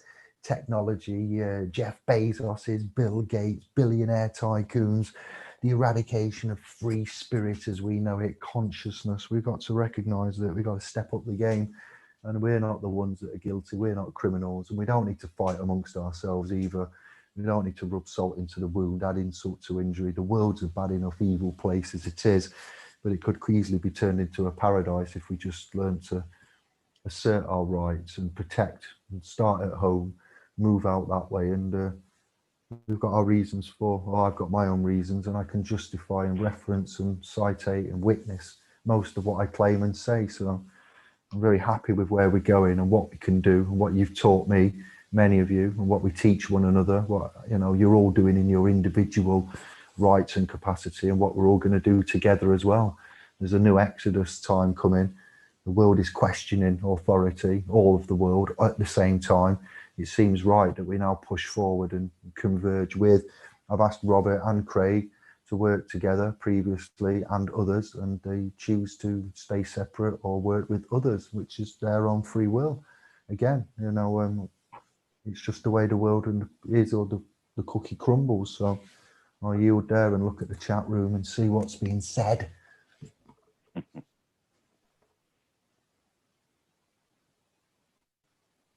I find the robes great for protecting the flat screen, says Jerry. Easy G-Man. Chippy Paul's in the house. All right. Lisa Gray. Nice one, Lisa. How we doing? Lisa's in. Hi, Lisa. James. Hope you're all right. Especially after that poster you saw on Facebook about the loss of. Wow. My heart goes out to both of you, James and Lisa, for that. Oh, yeah.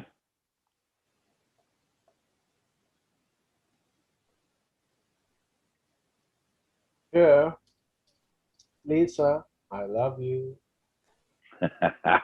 Can we do something to get Southgate sacked, make a claim? Mensa. It's the footballers that are the issue, but still, I like your sense of humour, your sentiment. You have to rewind if you just joined us, yeah. Late night Sunday sessions, Trust and Equity special, good news update.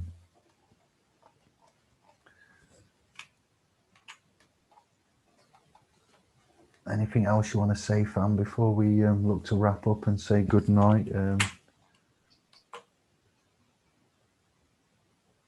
Anybody got anything like closing comments or?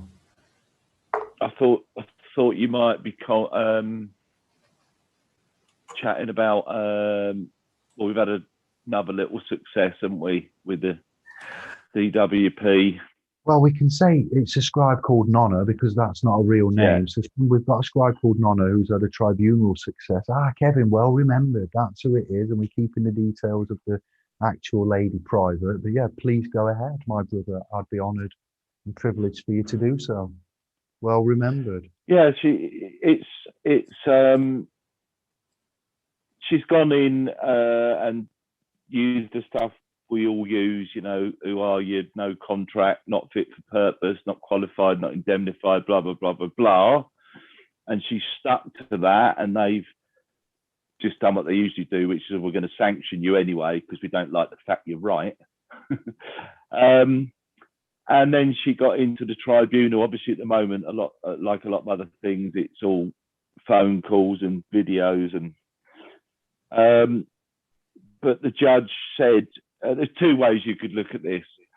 Either the judge was on due process, or he was trying to steer away a little bit from ruling on the facts we use, because that would be game over for the whole assessment thing. But anyway, the long and the short of it is the DWP were there. They never turn up when I go in. And they said, oh, we sent a letter to her in November, which was another phone assessment appointment. So Nonna said, well, I never received it.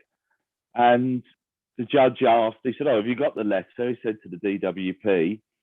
And he went, oh, no, can we ask for an adjournment and we'll get it? And the judge said, no. Obviously, they had plenty of time to sort it all out. But yeah, so there was no, they do this all the time. We sent you a letter on so-and-so. That's one of my first sanctions, was on the very same thing. So of course, there's no proof they've sent anything out, etc. But the judge refused them an adjournment. And so I think it partly fell down on that, because that was the root of their claim. So, but she got a win. The only downside is I think she's still waiting for her money, and she's really quite poorly at the moment, and I do believe hospitalised. So, yeah, they're still jerking around. Even, I don't know, what's that, 2-3 weeks ago, Dave? Is it? She still hasn't got her money. Yeah, if I may just say that this lady, Sister Nonna, has been very upset about this. She said what happened was, when the award was cancelled and stopped and re-looked at by the DWP and the agents, they immediately got in touch with the council and let the council know, you know, how bad and long how long you have to wait for updates from the DWP, Atos, Maximus, all of the agencies, not one particular agency in particular in this instance. I'm not going to get caught out in the video took down, but they immediately get in touch with the council, let the council know that benefits have changed. Because there's a loss of a certain benefit, then that changes housing benefit entitlement, and that means you've got to pay full rent, but you're still sick, you haven't got better. The council have been told by the principal, that there's been a change. Then they get in touch with the beneficiary, because they're the ones that receive the benefit. Then they start making demands, and then all of this has happened just because that things weren't done properly. This is what we're saying here. The crux of this is that the agency and DWP, which is an appointed principal, have not got in touch with the beneficiary. They haven't sent the letter, and then they've made a decision. They stopped money. And then when you ring up and say, why's my money been stopped? They refer you to a letter you haven't got. They've told the council that your money's been stopped, but you know nothing about it. Then you have to fight them tooth and nail, months and months down the line. Then you have to get a mandatory reconsideration. Then you have to go to the tribunal. It's no wonder we get pissed off and we need a drink and you want to smoke. I'm not on about Nonna now, all of us, and you're already in a bad place. Benefits shouldn't be a way to put you further into fecking poverty. It should be a way to alleviate stress and pressure and lift you up out of poverty. But it's doing the exact opposite thing, and it's driving me mad hearing your stories and how long you have to fight, what the process is for them to go to a tribunal after all that harm that I've just spent the time.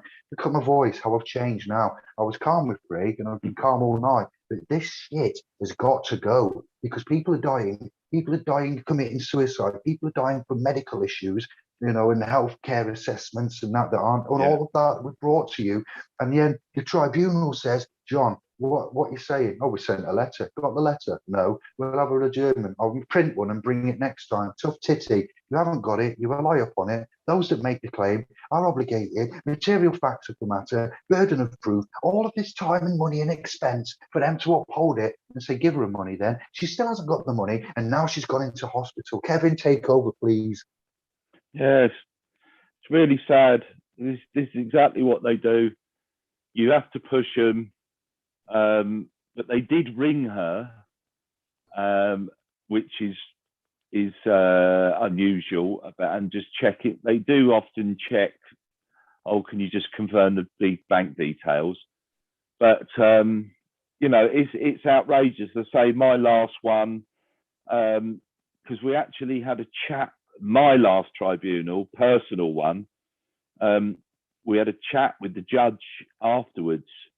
That's how that's how chilled it was. She said, oh, would you like to ask me any questions? This was all when it was all done and dusted and we'd won. And I was asking her then, I said, well, you know, can you just tell me when does the DWP get notice that I've just been successful? She said they'll have it, like, you know, by the end of the day, like that day. So they're informed the very same day that you win or lose. The DWP are informed. And my last time was 7 weeks, and then I phoned them up, and I think it was another week or so. But if you don't, they won't pay you. They'll just say, well, we'll let you suffer a bit more, even though you've won and they've been notified. So the way they treat you, and as I say, as for Nonna and the council, I mean, that got to the point they were threatening eviction, even though we'd shown them the mandatory reconsideration. It was going to tribunal. They just cracked on regardless. We don't care. An extra point to know, Kevin come up with this one. We both handled this one together. I was a bit more involved in this than I normally am because I needed to get competent in it. And I've assisted maybe 40, 50%, and Kevin has as well here. He's been like the governor in this one, and I've been the Padawan. He's the Jedi, and I was the Padawan. And he come up with, let the council know that you're applying for benefits at a reduced tribunal rate until it, and they still didn't listen to the fact she was going to the tribunal, having a reconsideration, and they proceeded with trying to evict her, a sick lady, mature, one of our clan, yeah, that's ill, and they still decided to ignore everything and ignore all the paperwork, serve notices, signed, sealed, and delivered by the letter. All of the doctrines followed that the legal society uphold. We kept in with their parameters. We even said we're applying for the benefit at a tribunal rate, which I didn't know you could get. So kudos for Kevin for coming up with that one. And they still tried to forcibly evict on the grounds of overpopulation and such things as, and it was like, hang on a minute now, you lot, they're pure evil. And so with that said, when the award of the tribunal being upheld is given, the council should be immediately notified and all actions should be dropped and it should revert to normal, which then draws me to the final main point. How do we make these feckers pay? We need to hold them to account and get some case law going. I need to shout out a man called Andy up in North Yorkshire somewhere that's been working closely with me, and he's getting some results now due to the information that's been given. Sister Charlotte has given us some good information about case law and disability and certain things with councils. And we're now getting to the point, fam, where we will be looking at injury, damages, claims, and some lead claimant going in. And once we get this, you can reference that case law and get it shut down and hold them to account, because this cannot go on. And I don't claim benefits. This isn't even my mum. Yeah, but I feel like it is just like that. And the way that they've obfuscated, subjugated, and pissed about with all of this, when there's nobody guilty, nobody done anything wrong, they couldn't even prove they'd sent a letter in a court. Who pays that? Representative counsel for the DWP to do such a sham job. Any one of my scribes here, even Gumshoe, could have done a better job. And that's not a dig at you, Craig, if you watch this and you're listening. That's an accolade. We could have all done a much better job and had it done than the hundreds of thousands, tens of thousands that representative in a legal capacity for the DWP that knew that this court case was coming, had plenty of time to prepare, that failed to bring the material fact of the matter, which he later relied upon those. And you just see what I mean? So it's shockingly egregious and it's malicious, and it really is time we put this to bed, fam. And we're the ones to do it. Kevin, over to you or whoever. Yeah, you know, this is everything we've stated to them is fact. None of it can be rebutted. But as I say, they're starting to not give people tribunals on what we send them into put in the paperwork, and they're some people have just relatively recently started getting the response of, oh, well, actually, we're going to ask the DWP to look at their decision again. So the court system, or tribunal system, it won't give you a tribunal because they don't want to rule on the strength and the substance we put in, because they know themselves one ruling in the tribunal and the whole assessment game's finished. So what they're doing now is they're saying to a few people, oh no, we're going to ask the DWP to have another look at their decision. So in a way, they're screwing themselves, because now you could say, well, who the hell are you, HMCTS, to deny me what I'm lawfully allowed, a tribunal? And by the way, how are you going to go, you're a private corporation, going to go and tell another private corporation to look at their decision again? I mean, it stinks. So now they're denying you what you're lawfully entitled to.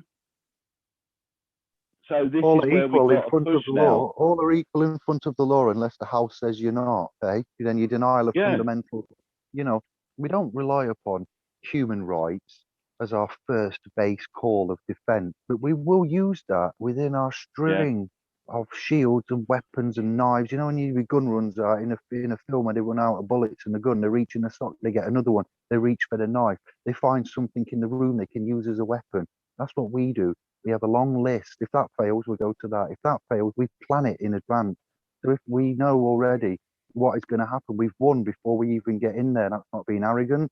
That's not being overconfident. That's not me trying to tell you untruths, half-truths and whole lies. We actually plan it so we know we will win this, and we articulate it in such a way that if step 1 doesn't work, it's got step 2, A, B, C, D, and E. And so one of them will be heard and recognised and enforced, such as when we say, if you send letters, you must send them in a certain way. If you send a notice, you must send that in a certain way, because then it can be in a court of law. Can you prove that you sent that letter and notified the agent? Yes, I can.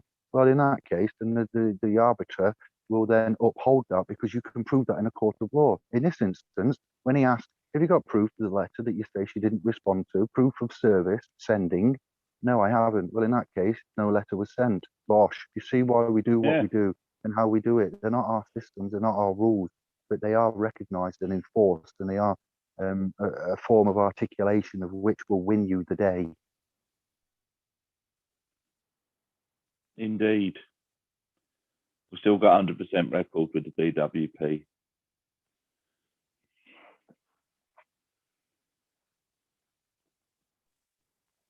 Yeah, we've got 100% record with the conditional acceptance and the Data Protection Act and the GDPR, because these are things which are fundamental and international, and they are to do with human rights and not so much common law. And the trust and equity comes into it, the principal, the beneficiary, the trustee, multiple, multifaceted areas, all simultaneously working at once that you can employ, if you like, to be there for you.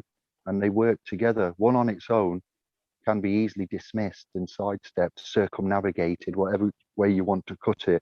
When you use the whole armory, you've got your shield, you've got the armor of God on in some respects, and you're not the person, and you've got your proofs and your claims and everything, and you're in a very good position. But they will hang you out to dry along the way and take their time. And then even when you win, they're kind of like malicious about the way that they won't communicate and give you the funds, and then they've got to be held to account. And then they're going to probably ask Nonna, oh, by the way, we would like to invite you to an assessment. Well, she's now going to be able to say, because she's gone in a further medical condition in a hospital, possibly from the duress of all of this and the state of all of this has left her in, even though she's a victor in this, then, you can say, well, I've been in hospital now and I'm not attending nothing. And what you've done, it's not unjust enrichment. It's just shockingly egregious disclaiming of duties, neglect, obligations, what they've got there and what they should have done.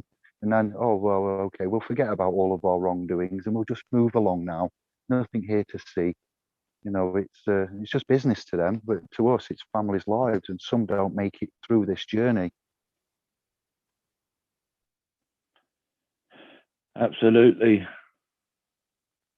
As I say, you know, the other thing, the terrible thing is, you know, the DWP are straight on to the council, right? We stop the benefits, stop all the other benefits. But when you get corrected, they don't phone up the council and say, oh, by the way, they won that, so benefits are back on. You have to do that. I mean, how wrong's that? Crazy, absolutely crazy. Oh yeah, and just for people's information, once you get, if you're going to go to tribunal or you apply for tribunal, if you can, the best thing to do is take the paperwork for the tribunal to the nearest tribunal hearing place, or the, you know, the one where you think is going to be heard, the nearest one to you, and you take that paperwork in by hand, your application, and you ask for a number, and they'll give you a number. That you hand it in and they'll give you a number. Now, as soon as you get that number, which would be basically your case number, then you can go back to the DWP and you can claim appeal rate of benefits. So you'll be it's slightly less than what you'd normally get, obviously, or a bit less than you'd normally get, but you can claim that. So you've got something coming in up to your tribunal.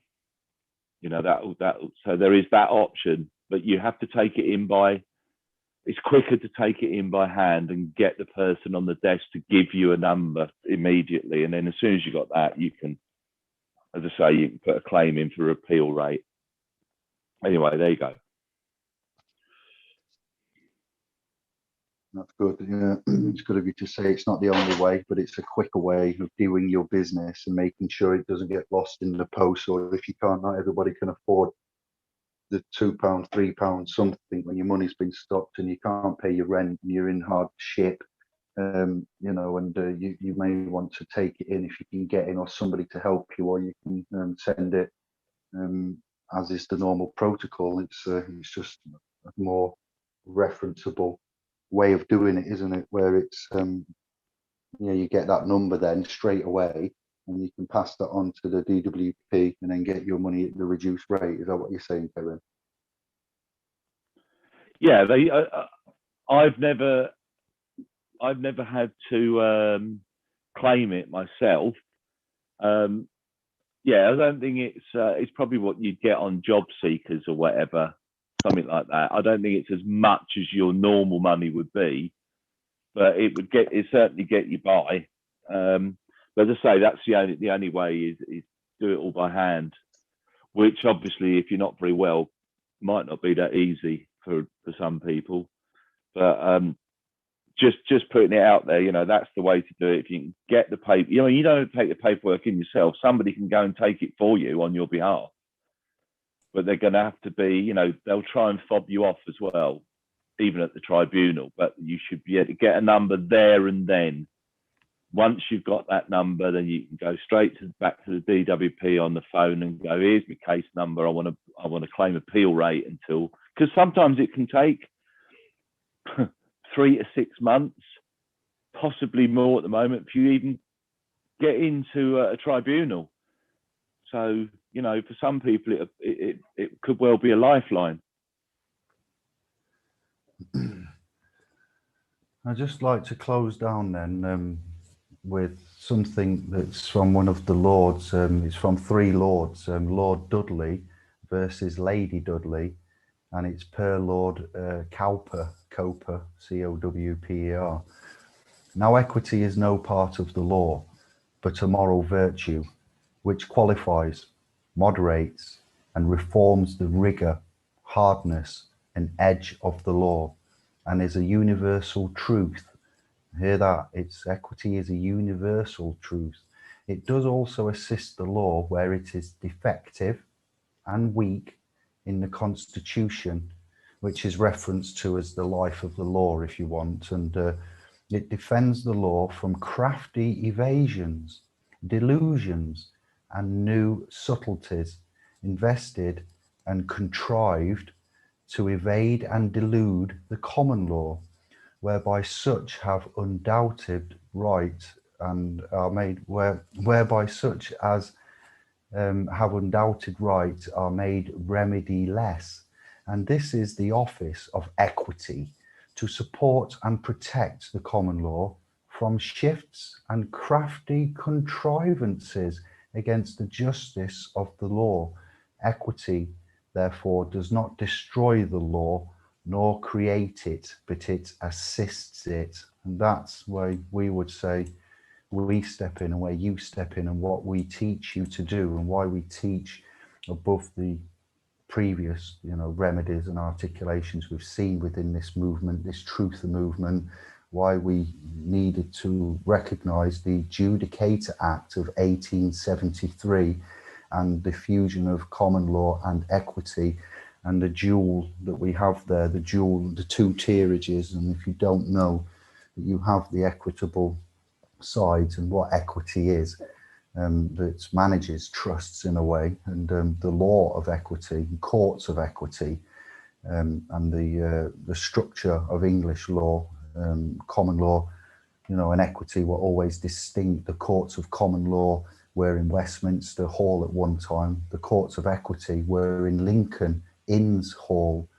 All right, for a good illustration of the difficulties caused by this distinction, see Charles Dickens' Bleak House. All right, scribes. The Judicator Act 1873 merged the two streams of courts. However, the intellectual distinction between common law and equity remains very, very important. You've got common law, examples of claims, breach of contract, negligence, and fraud. Equity, breach of trust, tracing property, claiming property on insolvency. Examples of remedies that are available under common law are damages, common law tracing, money had and received. The examples of remedies available under equity: compensation, equitable tracing, specific performance, injunction, rescission, rectification, imposition of constructive trust, imposition of resulting trust, subrogation, and account. So I've gone into what a trust is earlier on in the video. I've explained to you the primary 4 types of trusts: 1, express trusts; 2, resulting trusts; 3, constructive trusts; and 4, that is the implied trusts. So equity operates on the conscience of the owner of the legal interest. In the case of a trust, the conscience of the legal owner requires him or her to carry out the purposes for which the property was vested in him. Express or implied trusts, or which the law imposes on they by reason of their unconscionable conduct, and constructive trusts there. So you have to have a will at all times to make a trust. For a trust to be formed, somebody has to think something and want to do something. So where we say last will and testament, that's an actual will, and the form of a trust. As a testator, you're assigned powers of attorney and such things that we're going to teach you about the differentials between the certainties of intention, of subject matter, of objects, the beneficiary principle, incomplete gifts, lots of things that we're going to go into. The trustees' duties, breach of trust, breach of duties, loss of trust. The governments, we've lost trust in them. The police have lost a massive amount of trust. The banking industry has lost a massive amount of trust.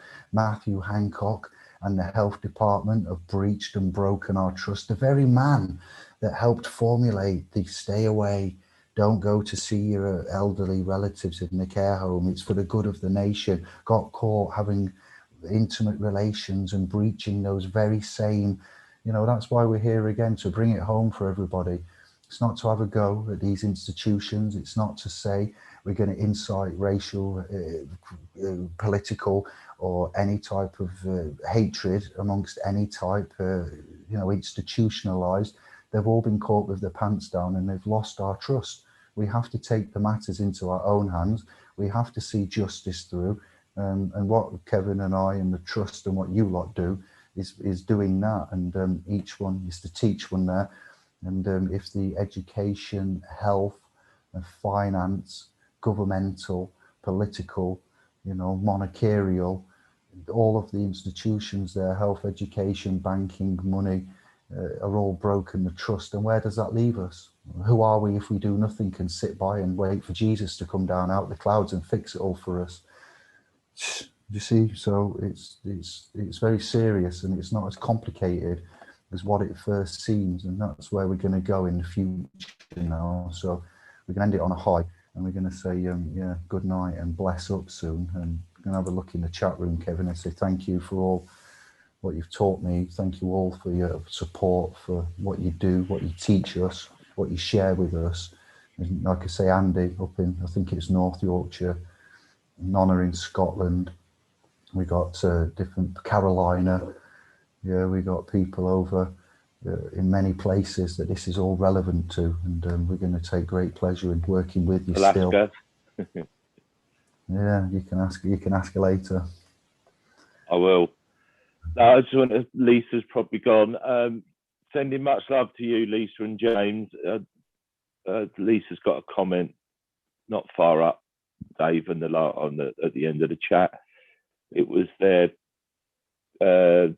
deceased son's 29th birthday, and he passed 8 years ago on July the 1st. So they'll do some birthday offerings and that. So much love to you guys, and don't really know what to say to that. I feel for you, but yeah, huge love going out to you too, and the family, extended family. Yeah, big love. Thanks for that. Yes, and this is why we're here, to come together, to join as one, to share, and to share. Those that share with us in our losses and our bad times will be the ones to share with us in our good times as well. So it's knowledge is power. We've got to recognise the public and the private, what our limitations are within that, and the dangers of the public liabilities. We've got to recognise that we're in a time now, it's a crucial crossroads. Consciousness in itself, of freedom of rights, the liberties, as they were previously known. Liberties can be taken away from you. Rights are not a gift from government. And the Law Society says if you don't know what your rights are, then you have none. So we've got a lot of reformation to go through, articulation. Kevin and I are going back on to Chris Rice, the channel Rice TV X, on the 17th, I believe. And Beth is Beth Martin. Yeah. Next Saturday. It should be live, a live stream as well. So make a note in your diaries. Saturday the 17th, about 9 p.m. GMT. It might be 10 p.m. And we should be going to say hello and having a live stream, hopefully. Definitely going on Saturday, whether or not it's live. I'm 80% sure it will be live. It was planned to be live, but it got cancelled. So Chris had to move some things around. So that should be interesting to go through. And then Beth Martins wants to go through family law, family issues, family protection, private areas of family, contrasted into the public areas, and what we can do on that front. So there's two very nice, big, important, crucial interviews that we'll be hosting and doing in the next several weeks, plus what we're already outlining with regards to the two guides and workshops, and conditional acceptance and the Jedi orientation into trust and equity. So it's about time we got up a gear, moved on, recognised time is short, times are unique, and the only ones you can trust are yourselves. The only ones that you can rely on are yourselves. And we've got our reasons for that, and they're all very much relevant and serious. And we owe it to the past generations and what they've given and what they've lost to correct this. And we owe it to our unborn lineage also to correct and fix it for them.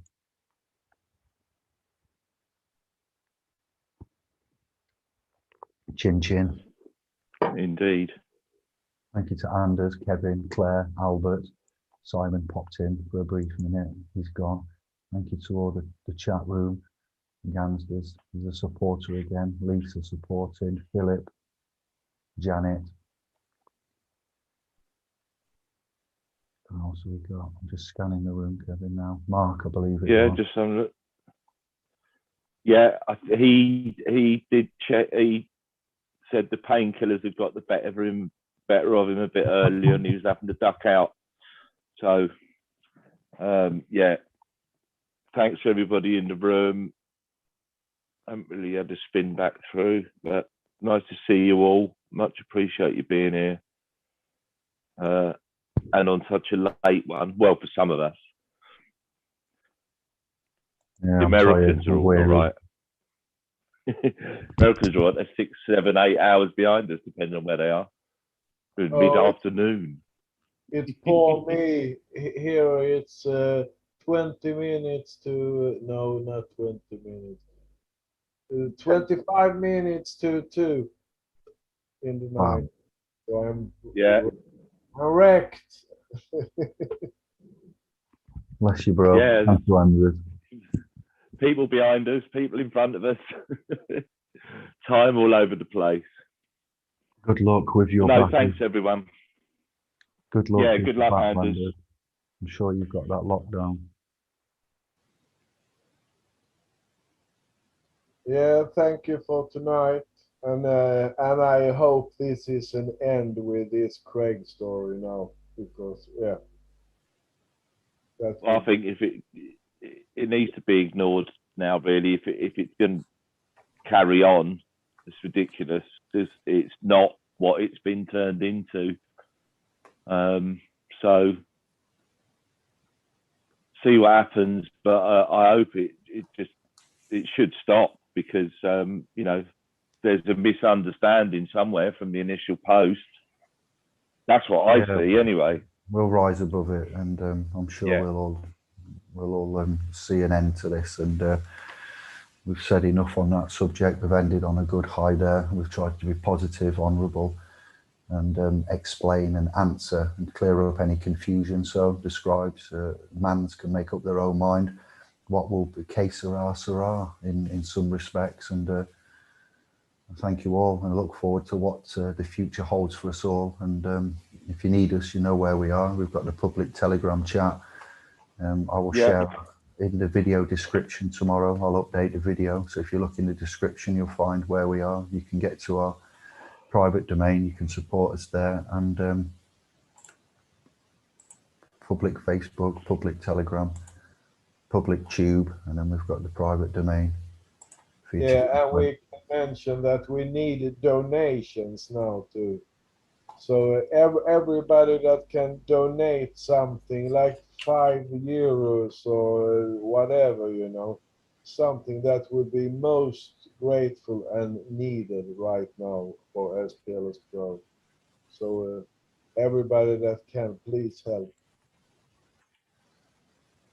Yeah, we're building up the community. Thank you for that, Anders. We are moving at a steady pace. This December will be in year 4, so we are pressing on. We're not slowing down. We're not going anywhere. That's where we live there. Most of you are aware of that. We'll say good night, bless up, and thank you all then. Yeah, night all. Right. Cheers, Al. See you soon, mate. All right. Take care. Thank you, Albert. Bless up, bro.